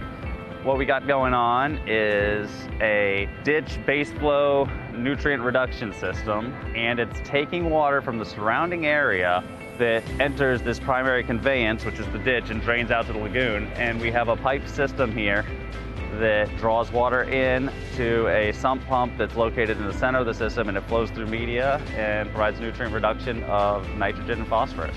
So on this project, it's a little different than other projects where we've done an in-ditch system and basically built a BAM filter within the ditch. Here, because of the restraints with the property and where the ditch was located and with the county-owned right-of-way, we had to build it offline. So there's a pipe system underneath the dirt road that we're looking at that has the BAM system in it. It intercepts the water from the ditch and also the groundwater with a pump and discharges it back into the ditch. So the sump pump that's centrally located in this pipe system below ground is going to be solar powered, and it's going to have a float switch, so when water levels get too low, it'll automatically shut off. And then it'll kick back on whenever there's an adequate power supply, the sun, on a less cloudy day, and we have adequate water supply in the ditch. Today they're pumping in the BAM material, the bioabsorptive media, that is a place for bacteria to grow and denitrify the water. So it treats the water before it heads back out into the ditch. The media, the BAM material, the bioabsorption activated media, is a on-site produced mix, if you will, with mulch and sand. The county's been utilizing the product. It's a much more cost-effective than some of the off-the-shelf specialized material, and it can perform just as well. This project is treating water from about 300 acres, and it'll reduce about 600 pounds of nitrogen and 100 pounds of phosphorus annually. Many of our projects that we've done have been in the more urbanized areas of the county. We're today up in Mims, so it's a little more rural. We're in a mixed residential and agriculture area, so I have citrus groves flanking me on one side and a horse farm on the other, so we get influence from those industries. So it's still considered a priority basin area because of the nutrient loading from the agriculture areas. This is one of many stormwater projects we're doing throughout the county. We also have many other types of projects we're doing, including septic to sewer projects, septic upgrades, sewer plant upgrades, muck removal, and habitat restoration. So while we're doing larger projects to help reduce nutrients, we also need the residents to do their part and help reduce nutrients in their own home. If residents want to know more about ways they can reduce their own nutrient footprint, they can go to lagoonloyal.com. All these little things add up to a bigger nutrient reduction to help the lagoon.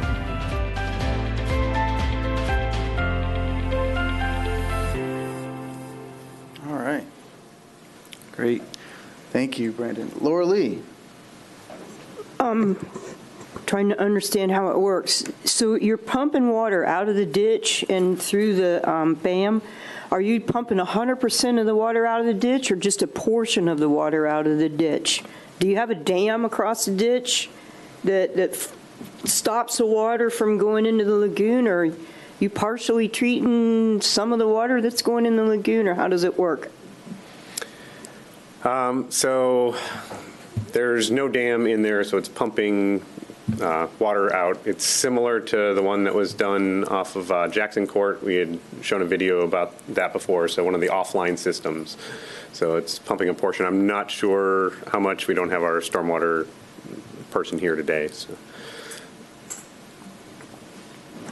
I wanted to mention. So we're treating some of the stormwater that's going in the lagoon, which is good, but shouldn't our goal be to stop the stormwater from going into the lagoon, or at least reduce the amount of fresh water that's going into the lagoon ultimately? The issue with this project, why they couldn't do something in the ditch itself, was due to the right-of-way.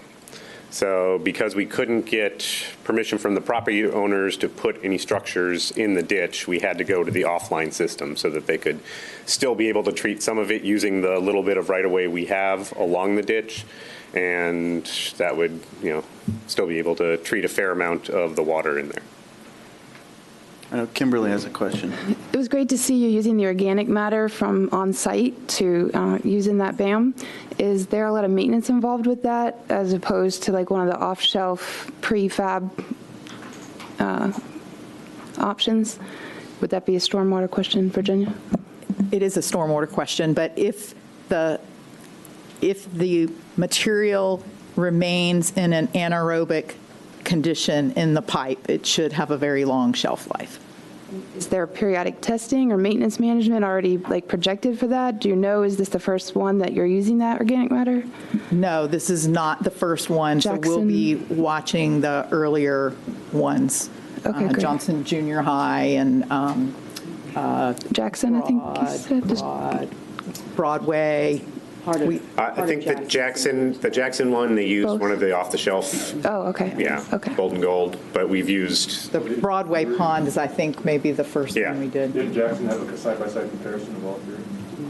Johnson Junior High did a side-by-side comparison of all three, and so far they're performing similarly. What year was that? In fact, the wood chips are performing, the last time I heard, wood chips were slightly outperforming the off-the-shelf mixes. Oh, that's great. And when was that project completed? 6+ years ago. Oh, fabulous. Yeah. Is there any way we could get access to that data? I'd love to see that. So we had Jeff Rapolti come and present on that project to the committee in the past. We can look up when that was and send out the link to the video, and if we need an update, we can arrange that. Mm-hmm. All right. And then, Virginia, maybe next month we could have somebody talk to us about the project we just saw to answer Laura Lee's questions about the water, the fresh water that's going back. All right. Okay. Thank you, everybody. The next video we have, I've got a feeling it's going to be Eric's that we're going to get to see. Brandon, is he on the schedule? We'll get him on there. Yeah. Your Lagoon story, man. Everyone's got to do one. It's a rite of passage to get on the committee. All right. Thank you, everybody, for that. Okay, so now we will go to new business, legislative session, open discussion. Virginia, I don't know if you have any individual information on that. I do know that you did send out an email with the amount of money, which was lots, just to use a layman's term, lots of money that the state legislature has matched and allowed us to go forward with. Right, so that's their recommendation, the House and Senate conference report. The budget still has to be approved by the governor, who has veto power.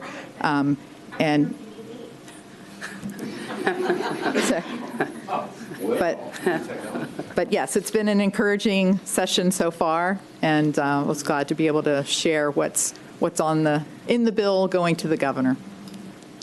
Yes, a lot of stuff, and our legislators seem to be are working overtime on behalf of Lagoon. So thank you to them for that. Okay, so now we will go to the general public comments. It's 11:54, so these are 3 minutes each. I think I have probably 10. Why don't we go ahead and have a motion to extend for 15, and then we'll reevaluate after that. That way we're not in the middle of public comment. So moved. Okay, is there a second? Second. Okay, any discussion? Any public comment? Oh, yes. Mr. Chair, I just had a question really quick on old business. Are we going to go back to that, or are we going to just do the final comments after public comment? Yeah, there was no item under old business on the agenda. Oh, okay. Okay. So, yeah, thank you. So is there no public comment? I think is where we were. I'm sorry. All right. All those in favor of extending it 15 minutes, say aye. All right. Any opposed? Okay. All right. So public comment. So the first comment I have is from Tom Altiff. Did I read that right? Yes.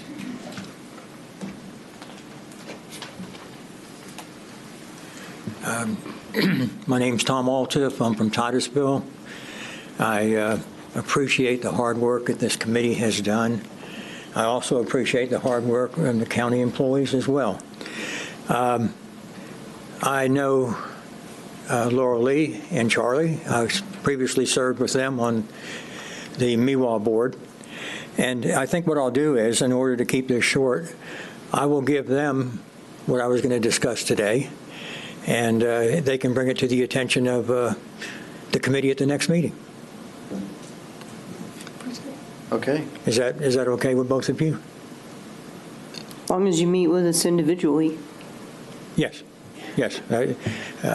Absolutely. And just my little bit of my background is I live and own a business in Titusville. I've fished in the Indian River Lagoon for 69 years. I've watched it daily for 18 years.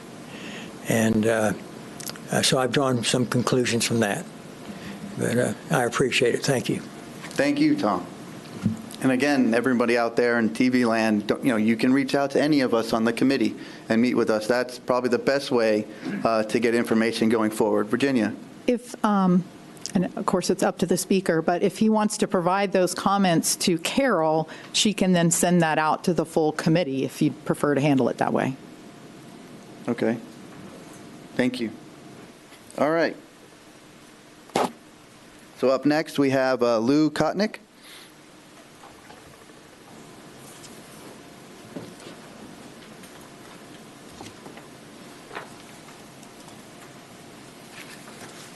Terrific.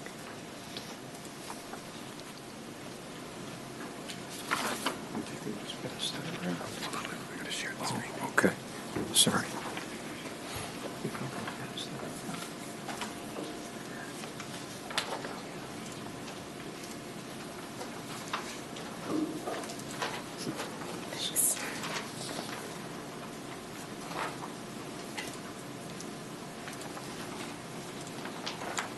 Okay, terrific. Great. Well, thank you. I'm Lou Kotnick with the Brevard Indian River Lagoon Coalition.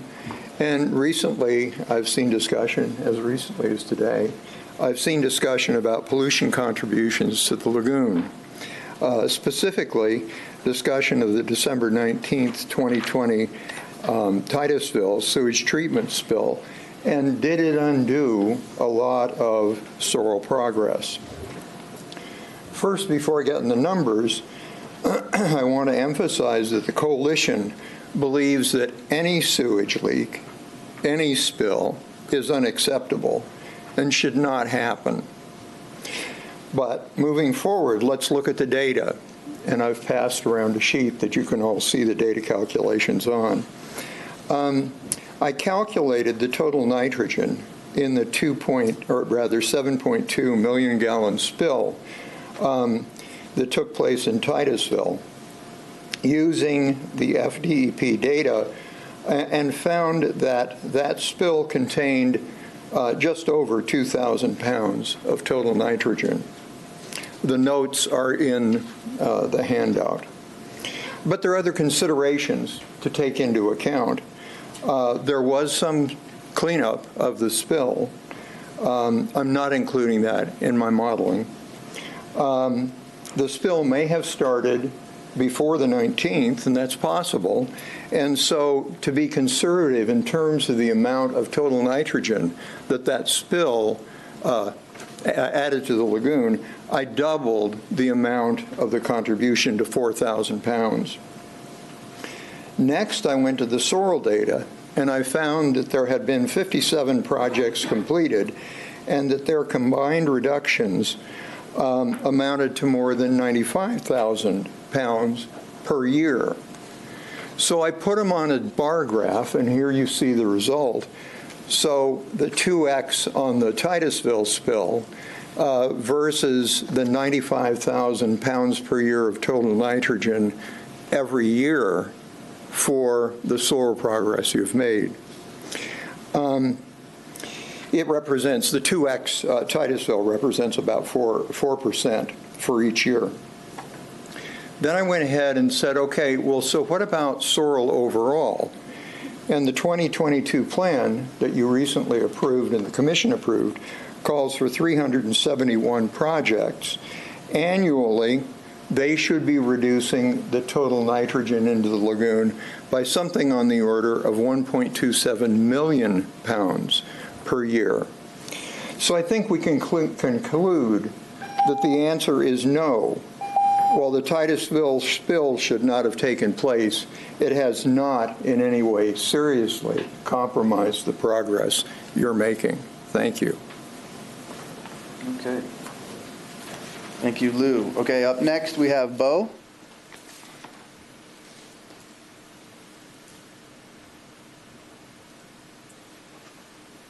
Okay, Bo Platt from Melbourne, and like Tom, I wanted to echo the thanks to all of the members of the Citizen Oversight Committee for your long hours, for the years you've served on the committee, and also for the Brevard County Natural Resources team. I mean, what a great group. Very responsive to any time we have questions, and I think you couldn't get a better team. So we're about halfway through the 10-year term of this half-cent sales tax. So I wanted to give you just an update about the Brevard Indian River Lagoon Coalition, where we came from and where we are now. So our genesis was a little over 6 years ago, and I'm kind of proud of it. It happened in my back porch at the house my wife and I own. So we had about 15 people get together in January, I think, of 2016, and we were all lagoon lovers, and we were concerned about what was happening, and we wanted to brainstorm, what can we do? So we thought, and then we said, well, we need to get some money. So property tax, sales tax, whatever. So we talked to some of the county commissioners and decided to go for a sales tax. And I think that same week we had that February fish kill, which in retrospect was, is a fortunate, horrible incident. But it really brought, I think, to the forefront to the public what was happening. So we went forward, and at that point, Vince Lamb and I broke apart from the Lagoon Coalition because we wanted to form a PAC. So we did, and we didn't want to, have any political sharing of information with the Lagoon Coalition. So Vince and I went off on our own, formed a PAC, and we had a few very generous donors that gave us some very nice contributions, and then a lot of small, $5 and $10 contributions. So overall, we got about $51,000 for the campaign, and as you know, it passed overwhelmingly. And one of the key elements was the transparency and having a citizen oversight committee. So again, I thank you guys for following through and being so accessible to the public, and here Vinny offering emails and things like that to make it even more accessible. So what we're looking ahead for is, we've got about a little over 4 more years before the project ends, but the need isn't going to end. So in a couple of years, we'll be gearing up, and probably Vince and I will be breaking apart again and forming another PAC and doing this again. And I want to, there's a little confusion about the money we raised in the past. We raised about $51,000, and we spent, I don't know, $50,500 or something. So at the end, we were just about well, all of our money was just about resolved, but we did have some left over, which we donated to the Nature Conservancy in compliance with state reporting regulations. So we'll start from scratch next time. Thank you. Thank you, Bo. Okay, we've got a cards for Jennifer and Mert and Jill Reyes from RSM.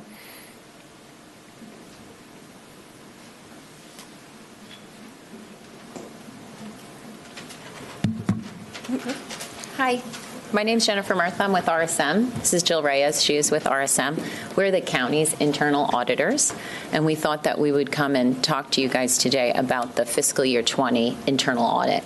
So I have some notes here, so please excuse me for looking down, but there's dates that I think are important to have in the record.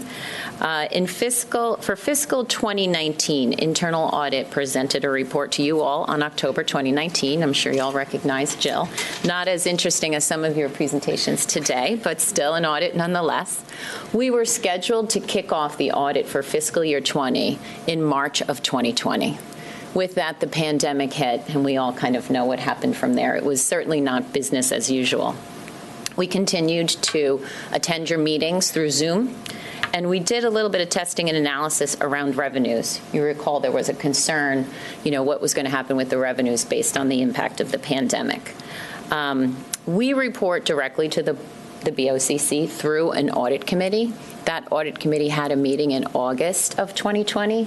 As you can imagine, we hadn't met in a while. It was a very full agenda, including our risk assessment and audit plan. We had invited natural resources to come.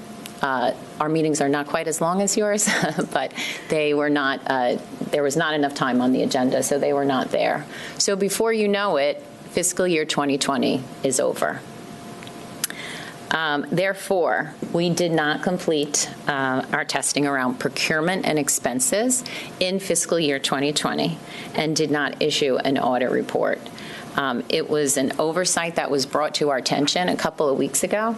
We brought that to the attention of our audit committee chair, who suggested that we complete that audit as soon as possible. So we're in the middle of that audit right now. It's almost complete. And I guess why we're here in front of you today is to make sure if you have any questions, but also just to apologize. As you can imagine, any audit is very disruptive.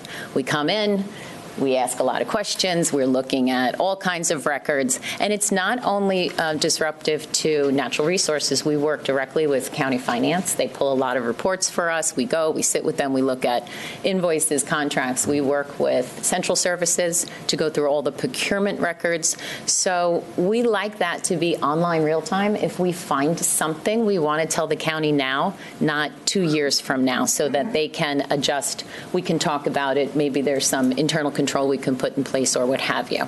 So for that, we apologize, and we thank the county natural resources department, the finance folks that have helped us, especially central services, because as you guys know, you entered into a lot of contracts, and we do a lot of testing around those contracts. So, we're just here in front of you today with a little bit of time left, and we're happy to come back and answer any questions that you have. But again, it is our vision to issue this report quickly, have it go to the BOCC, and that will be in front of you maybe at your next meeting presenting it. Okay. Thank you very much. Okay, up next we have Sandra Sullivan.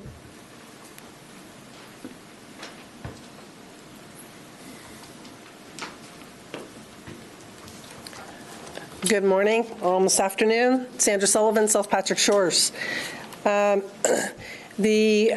very grateful to the MRC report that came out, and this year and last year I think paints a picture. So I want to go back to last year for a second. Last year they said that even in areas of good nutrient loading, seagrass was continuing to decline. They said the same thing this year. The difference between last year, they said that in 2009, the areals of seagrass were comparable to 1943, but that there was a change in 2010 that started. They also noted that correlation, not causation, that corresponding to that time, the state laid off 1,300 mechanical harvesting workers to save money and changed to broadcast spraying of herbicides. I, last meeting, brought pictures of the state spraying Aquastar in the canal and the ditches that flow directly to the lagoon and showed you that photo. So it's very concerning. I brought up the Lagoon ordinance, and right after muck point, it says on page 7, FSD 10 encouraged the proper use of fertilizer, herbicides, pesticides, and reuse water. And then a little bit further under seagrass protection, restoration, and management on the same page to protect and restore seagrass integrity and functionality in the Indian River Lagoon, and it goes on. And I would say if you look to other counties and you look to Indian River County and to Martin County, they have herbicide bans within their county. They do not allow their contractors to spray herbicides. By contrast, Brevard County increased the budget for herbicide spraying by 2.5 times. There was an email that was sent to Virginia Barker and Courtney Barker in April of 2021 where Dr. Duane indicated that there were, I'm just going to put it in my words, he referenced 3 scientific studies that kept him awake at night. And you know his situation, what he was facing at that time, so you can put that into perspective. One had to do with herbicides feeding algae. Of course, we're trying to reduce algae blooms, so that's an interest. The second was killing seagrass. And the third one was that the lagoon had the highest level of herbicides in manatees. So I hope that, just one last sentence, there was a point made that there was $1 million per year, a limit for monitoring. And I looked through that ordinance, I could not find that. So I would like to see a reference to that. Thank you. All right, thank you. Next is actually, so it's 12:11. If we could look to extend 15 more minutes. There's a motion. So moved. Okay. Second. All right. Any discussion? All right. Any public comment? All right. All those in favor say aye. Aye. Opposed? Okay, it goes unanimous. Thank you. Okay, Gina Lindhurst.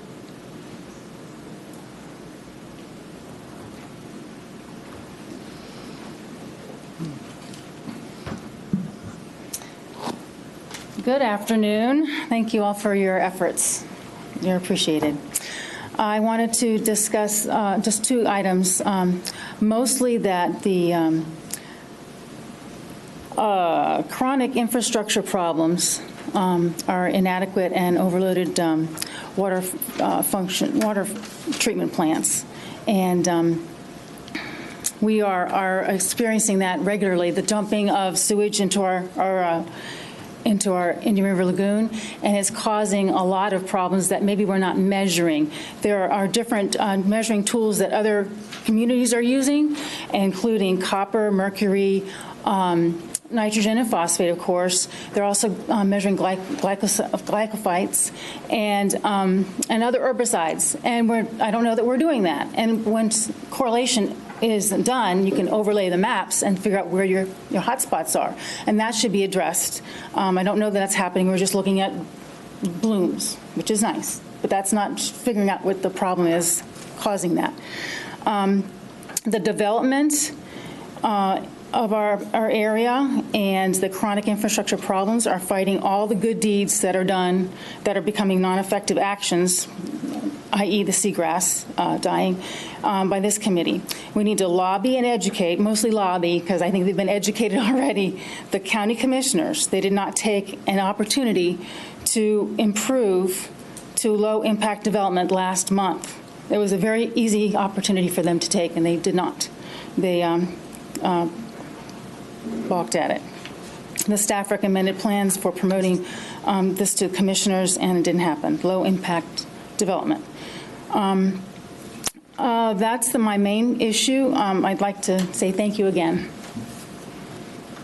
Okay, thank you, Gina. Okay, next we have Steve Hancock.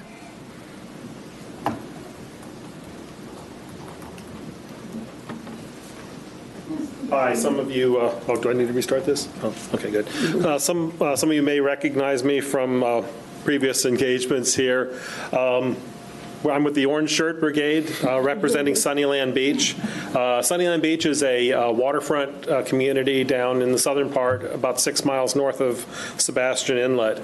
Of the 275 homes in the neighborhood, 206 of them are on canal front or waterfront. So our neighborhood actually comprises approximately 4 miles of shoreline on the Indian River Lagoon through the canal system and out through the Mullet Creek Islands. Our community is actually very heavily engaged in this effort. It's super important.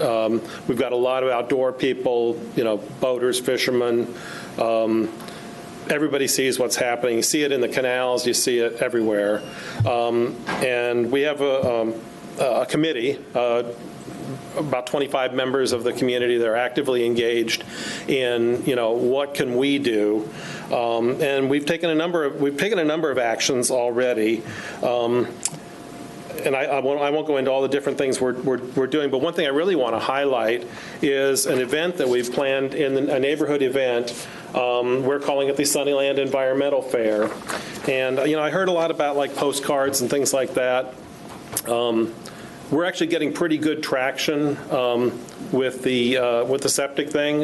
Matthew's been very helpful in our neighborhood. I think a lot of this is going to come down to neighbors talking to neighbors, engagement. When people see the excavator pull up and you tell your neighbor, I'm getting a free septic tank, the radar goes up. So anyway, I would like to invite anybody on the committee who would like to come down. It's on April 9th. We're going to from 10 to 2. We're affectionately referring to it as a party with a porpoise. The idea there being we'll get some extra social media traction as the conversation quickly revolves around the difference between a porpoise and a dolphin. But there is another, there's a lot of things we're trying to do individually, as a community, but there's things that we really need, I'll say, engagement from the county, governmental involvement. Some of these are the what I'll call civil engineering level projects. I've had discussions with Walker Dawson. I know he's run some numbers on our area. We do have a very serious muck problem. Our rational thinking is we got to stop the sources of the muck, but then what are we going to do about what's already there? There's also some. The neighborhood was built back in the 70s. We've got some pretty bad stormwater issues, just the way the drains work and everything. So anyway, I look forward to working with you all further on these kinds of problems. We'd like to get some of those projects prioritized on the list, at least so that they can be considered. Thank you, and I'll move on to the next member. Thank you. Do you have a physical address for your fair location? So I was going to say, Laura Lee, Steve, could you give that to Virginia? And then Virginia, could you email that out to everybody? Sure. Well, let me just give you that copy there, and then I can get you more information. Yeah. That way we can all get the address. Sure. Yeah, party with a porpoise. Okay, That's next really we cute. have Armand. Thank you, Steve. Thank you, Steve. I didn't realize that your introduction was going to include so much stuff that'll help me be a little bit more efficient. And what I'm here to say, I've only been a resident of the state of Florida for a year, so been in this neighborhood, absolutely love it. And so I'm a little bit late to the game in getting involved with our efforts here, and it's truly our efforts combined. I've read all 216 pages of the 2022 update, and some of the things that came out of that to me was actually a question about something that maybe we could be doing. Maybe it's a crazy idea. I don't know. I'm looking for someone smart to tell me. But in the numbers and looking at the septic upgrades and everything else, as he said, we got 275 homes in our community. There are 250 on the water. They're all eligible for basically $12,000 to $18,000 of upgrade. And you could drop a pallet of postcards off on every driveway, and you're probably not going to get that kind of participation.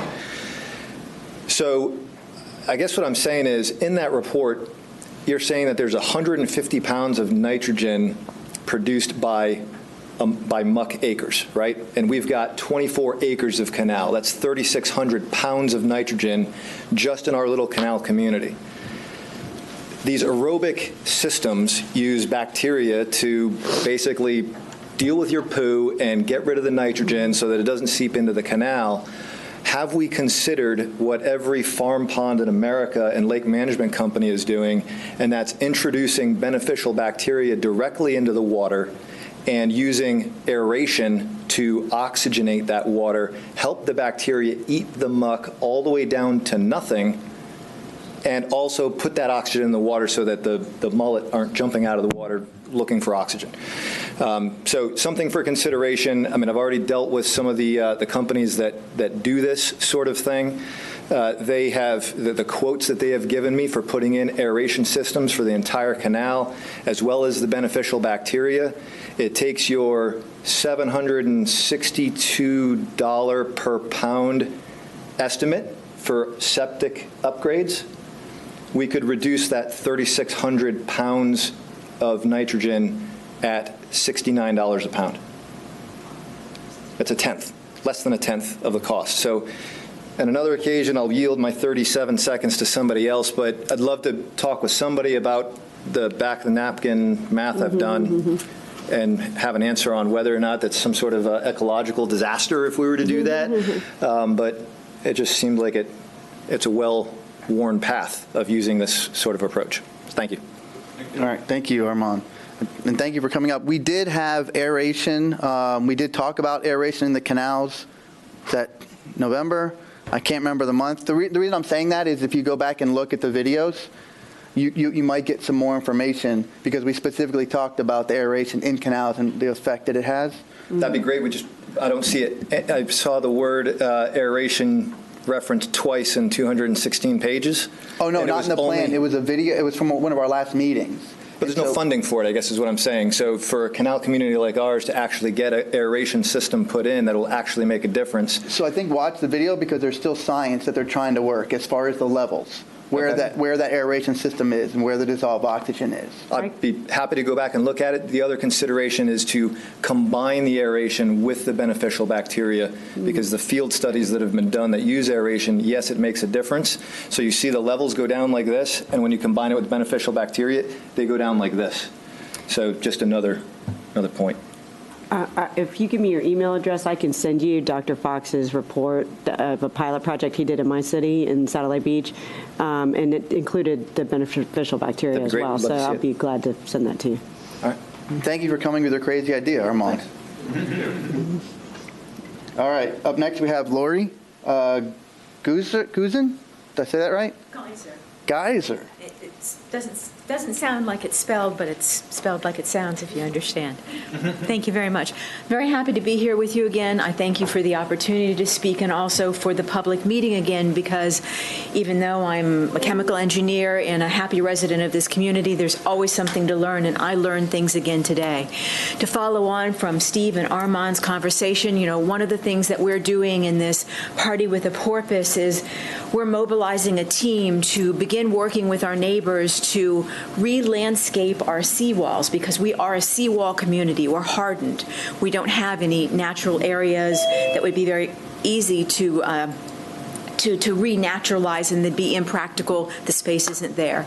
And so we're going to offer a service to our neighbors by working in partnership with the university, IFAS, and our extension offices to help people choose landscaping, help them figure out how to do that landscaping. And we're also addressing the drains that we have sprinkled around our community. We're going with a low-tech version of a lid.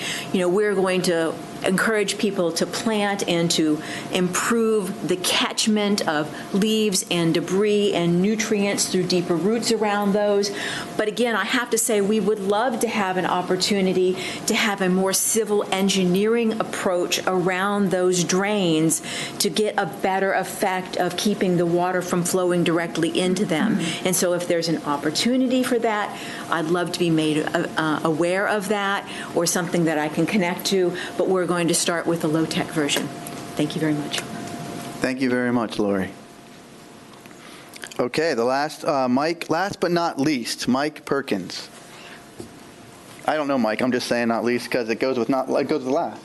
Hey, again, Mike Perkins with Sunnyland Beaches. As you can see by our representation, we truly are a community that cares, and we're not just sitting back and being passive about our community. We're being proactive about it by being evidenced by the fact that we have an Environmental Action Committee. We have a fair coming up. We have several subcommittees within our Environmental Action Committee that are looking at different things, such as the plants, looking at what are the landscapers putting on our lawns.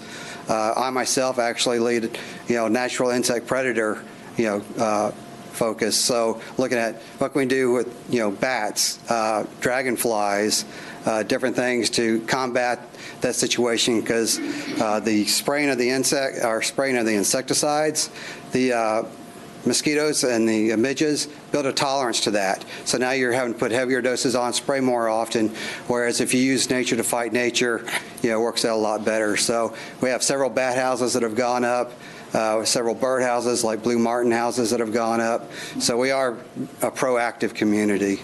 As far as the septic systems, we had on our very first meeting, we had one of our residents talk about the septic system and how easy it was to work with Matt. And I think Matt can attest that it just really took off from there lately. There's been probably a lot of applications. You can't throw a rock down in our subdivision without seeing a sign from a septic company who's getting ready to put in a new septic system. So just talk about a way to get out to individuals. Reach out to the homeowner associations, because that's really how it took off with Sunnyland, as it came to the property owner association through the Environmental Action Committee. Thank you. Thank you. Awesome, Mike. Thank you very much. Okay. That's the last public comment that I have. So now we'll go down to final comments by chair and committee members. Anybody have Courtney? Yeah. But before I start, I wanted to go through some of the rumors that are going around in the county commission meetings in Florida today. But before I do that, I wanted to see if, because I love Sunnyland. It's what a great group of people. And that's the kind of thing that we want to get the word out about, especially if they're doing the septic to sewers. So would it be possible to have the videographer do their event and kind of interview some of them and what they're doing in their own neighborhoods, and the fact that they're so involved in coming to the meetings? And I think that's a great way to maybe inspire some other areas to do a similar, organization and work to improve things. So, I was hoping that might be a possibility. Before we get, I do want to talk about some of the rumors. There was some discussion about Satellite Beach, me being a city manager and being on the committee, and that Yes, sir. Can I make a motion to extend the line for yes. 15 minutes? Okay. Is there a second? Second. Oh, thank you, Stephanie. Okay. Any discussion? I would like this to be the last extension of the day. Okay. I'm only going to take 5 minutes. Okay, hold on. We got to vote. Okay. Is there any public or any other discussion? Public comment? Okay, we'll go ahead and vote. All those in favor? Aye. Aye. Opposed? Okay. Sorry, Courtney. That's okay. I just wanted to clear up, the idea that our city, or me being on the committee, brought more money than other cities to my city is just patently false. In fact, there's only 2 cities between Cocoa Beach, Cocoa, Indian Atlantic, Indian Harbor Beach, Melbourne, Palm Bay, Rockledge, Titusville, and West Melbourne, and us. Only 2 cities that got less money than my city. Every other city has gotten significantly more funds than we have. The project that we got the most money for was the muck dredging of our canals, which is literally an extension of the county project being completed right now. So why that would be a bad thing for the lagoon is beyond me, if the county commission already thought that doing their canals would be a good thing. And we're just extending that down. The Grand Canal and Indian Harbor Beach is extending that down. In fact, Indian Harbor Beach's allocation for that project was $4 million more than ours. So the idea that either I'm a really bad lobbyist or me being on the committee just doesn't matter at all. And that, I've had numerous discussions with Virginia Barker, our director, about, is this the best thing for the lagoon? It is a lot of money. Do we have other projects countywide that we should be doing? And we talked about that at length, talking with other lagoon experts, and that the canals are a significant source of pollution for the lagoon. So that is why we applied for that fund. And we're just trying as a city to do our part to finish the Grand Canal in partnership with Indian Harbor Beach and the county. The other thing I wanted to talk about was the idea that Virginia has some conflict with her marriage and his employment with the Florida Institute of Technology. FIT is a massive university that has been studying the lagoon for decades. So it's not unreasonable to think one scientist who works for the county would be married to another scientist that works for FIT, just as it's pretty unreasonable to think that as leaders in Brevard County, we don't become friends with other leaders in Brevard County over time and go to events and see each other all the time and become friends sooner or later. There's 3 other universities that receive funding from the Sorrell Plan, and I'm pretty sure that Virginia Barker isn't married to anyone in those other 3 universities either.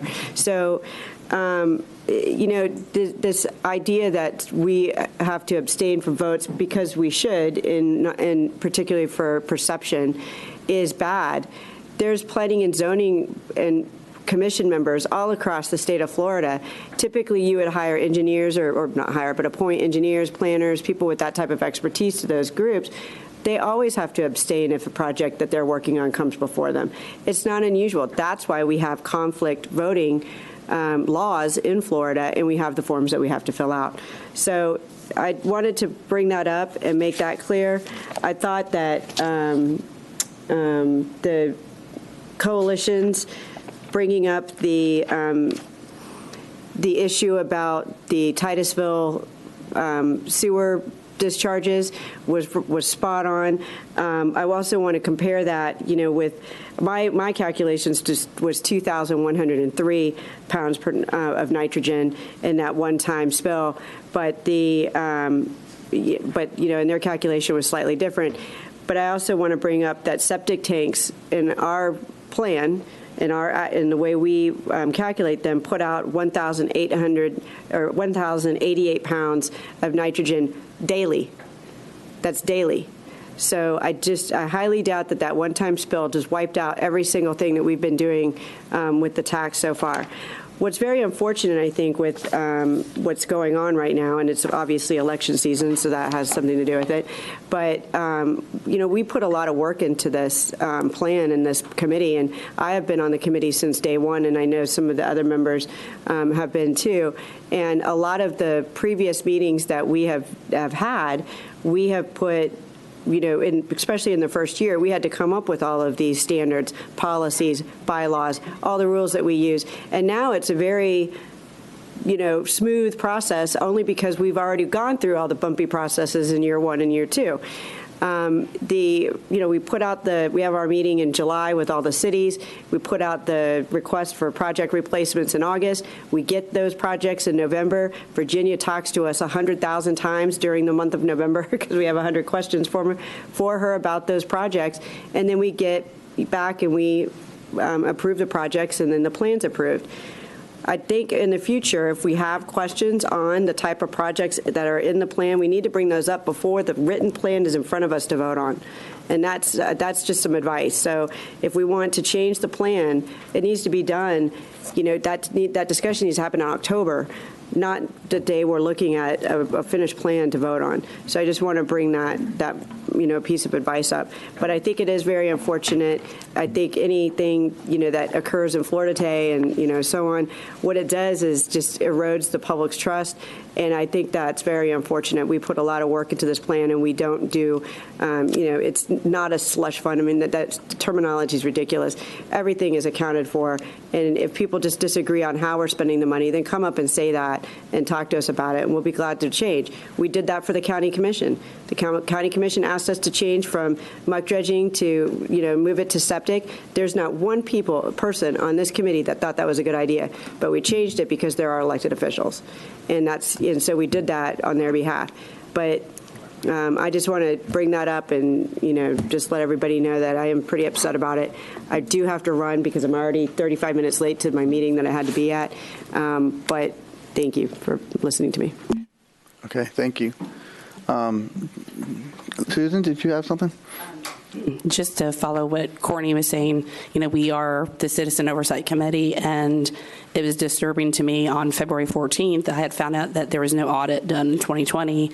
And as a response to that, there was a retaliation from some of the county commissioners who, two of them later on apologized. But my question to the committee is, number one, how do we make sure that this doesn't happen again, that we forget to do an audit? I don't forget to do my taxes. And did any other department in the county not do their audit due to the pandemic? So that to me was disturbing. And then if I didn't find out and bring it up that we didn't do an audit in 2020, would we just not have done an audit? So that's concerning.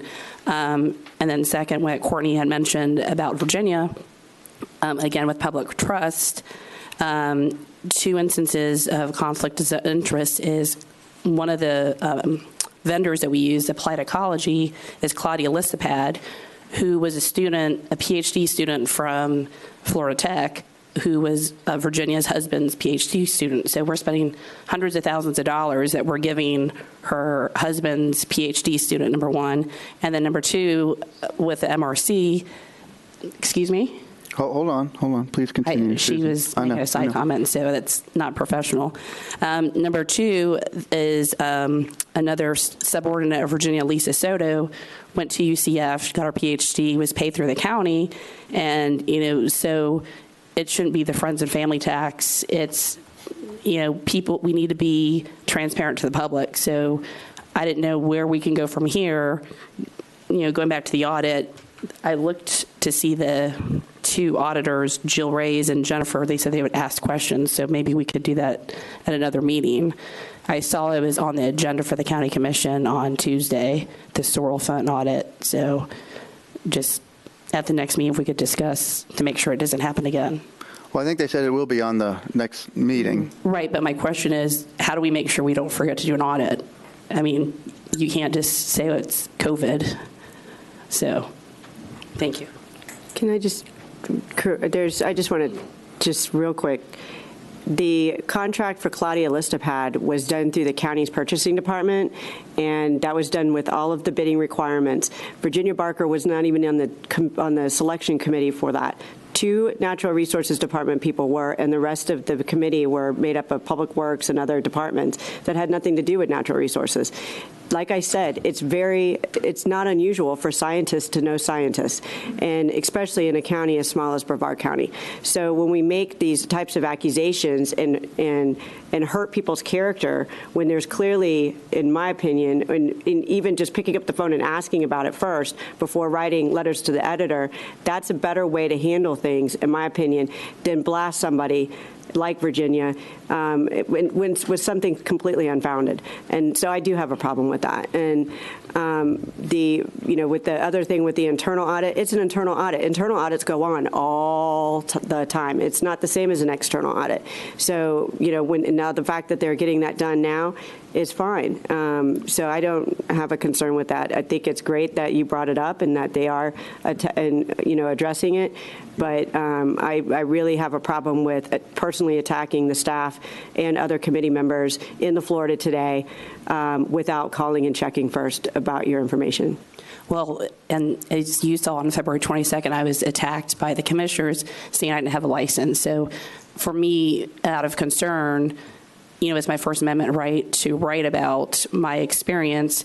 When I ask a public record and I get sent on a wild goose chase, I'm told it's a sunshine violation, then I get a $1,000 invoice almost. So it's, how can we do oversight if we're tasked by oversight and then, you're saying it's rumors when it's not rumors, it's factual information. And then for me to be, defamed and say, hey, she doesn't have a license, which is false. So. Well, so let me just say this, and then let's move on to other comments, because you have other comments. What I'd like to do, and I know that there was stuff that happened in the past, is I would like to focus forward. And I understand that there are some, questions, concerns that we have. We all have those, and that's part of our oversight. But what I tell everybody that I talk to, everybody in the community, what makes this hard is we can't talk to each other.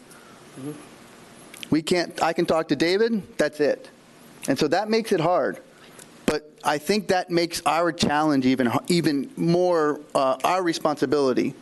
And that's to find ways to reach out to people to talk. Because I know when we request public records, and I know when I text people, words are not the same thing as communication.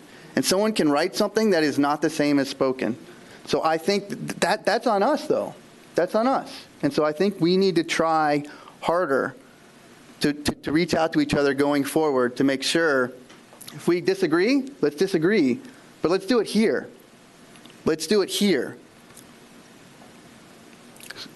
So okay. Thank you, Susan. Yeah. Stephanie. And I would echo that as well. I mean, I've sat on city council and been subject to sunshine as well. And that's the whole purpose. The whole purpose is to have the discussion in the sunshine where everybody can hear it and everybody has an opportunity to talk about those issues. That's the whole purpose of it. That's why sunshine exists, is so that it's all done out in the open. But that is the vehicle for it, not behind closed doors, and not to also be discussing it in a public forum without giving the other entities that are part of that process an opportunity to respond. And I do want to also clarify that Claudia was not a PhD candidate with Virginia's husband. She was a master's candidate, not a PhD candidate. She was a PhD candidate with somebody else. So again, just as Courtney said, it's really important to check your facts before you bring something up. The other point with Dr. Soto, she's been involved in the Indian River Lagoon long before this committee ever existed, long before. And just as she and Dr. DeFries, they are acknowledged as some of the key players in the whole environmental process in Brevard County and in the state of Florida. And so it's natural that she would be part of the process as we move forward, because she's been involved with that process long before we ever existed. Thank you. I'd like to clarify something. Just for the facts, I could send it to Virginia and she could distribute to the rest of the board. I have the paper where she was on there with Mark Bush, Virginia's husband, Claudia Lispad's name. So it's her case study, whatever. Well, again, I think we should move forward. I think we should move forward. David? I just wanted to say that I'm not here for any one person. I'm here for the lagoon. If I ever thought there was conflicts or money being misallocated, I would voice my concerns in this forum. I don't see it. I don't think there's any conflicts of interest with everything that's happened here. I completely endorse Courtney Barker's participation on this committee, and I have. And of course, I support Virginia's relationship with her husband and what he's doing at FIT. I don't see any problems with anything that's transpired here. And if I did, I would say something. I'm not here to make friends. So I just wanted to make that point clear. I don't see what's been argued outside these walls as being something of concern. Okay. Any other comments within the committee? Okay, the last thing, and I've got 2 minutes, so give me 1 minute. I'll take one of those. I know something about perception and what people can see but not have the time or take the time to know. And so I know there are a lot of people that see us 3 hours or more a month. That's not who we are. You don't see the calls that we give to Virginia. You don't see the calls Virginia gives to us. You don't see the emails that go out. So as I've said over and over again, we are citizens. Reach out to us, talk to us, know us, and understand our words, because that's going to give you a much better perception of somebody than just a snapshot. And so with that, I'll go ahead and close the meeting. Thank you all. I give you a minute of your life back. Thank you very much. Thank you. See you all next month. The opinions expressed by any member of the public during any period of public comment do not necessarily reflect the views or opinions of the Board of County Commissioners of Brevard County, Florida, Space Coast Government Television, or the program sponsor, and are solely those of the presenter. The Board of County Commissioners of Brevard County, Florida, Space Coast Government Television, and the program sponsor hereby expressly disclaim any and all responsibility or liability for any defamatory or slanderous statements expressed by any member of the public during any such period.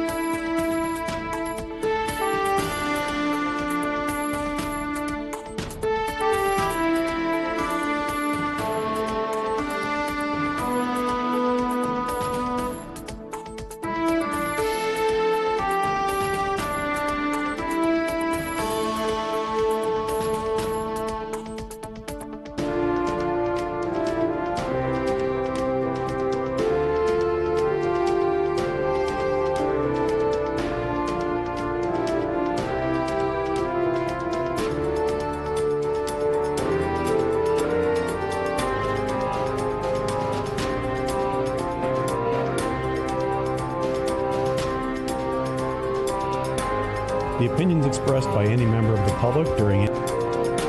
Slide, please. So, Chair Hasner, as you've stated, we are in the final days with session ending next Friday, March 11th. Not that anyone's counting here in Tallahassee. For the official end of session, there are budget conferences going on as we speak, which is a great sign that we should be able to have the legislature adjourn on time. The one constitutional item they must complete is a balanced budget, as many of you are aware, and things seem to be looking in the right direction, that there will be a consensus on a budget for the state of Florida that will exceed just about $100 billion. So it's a large budget. So thanks.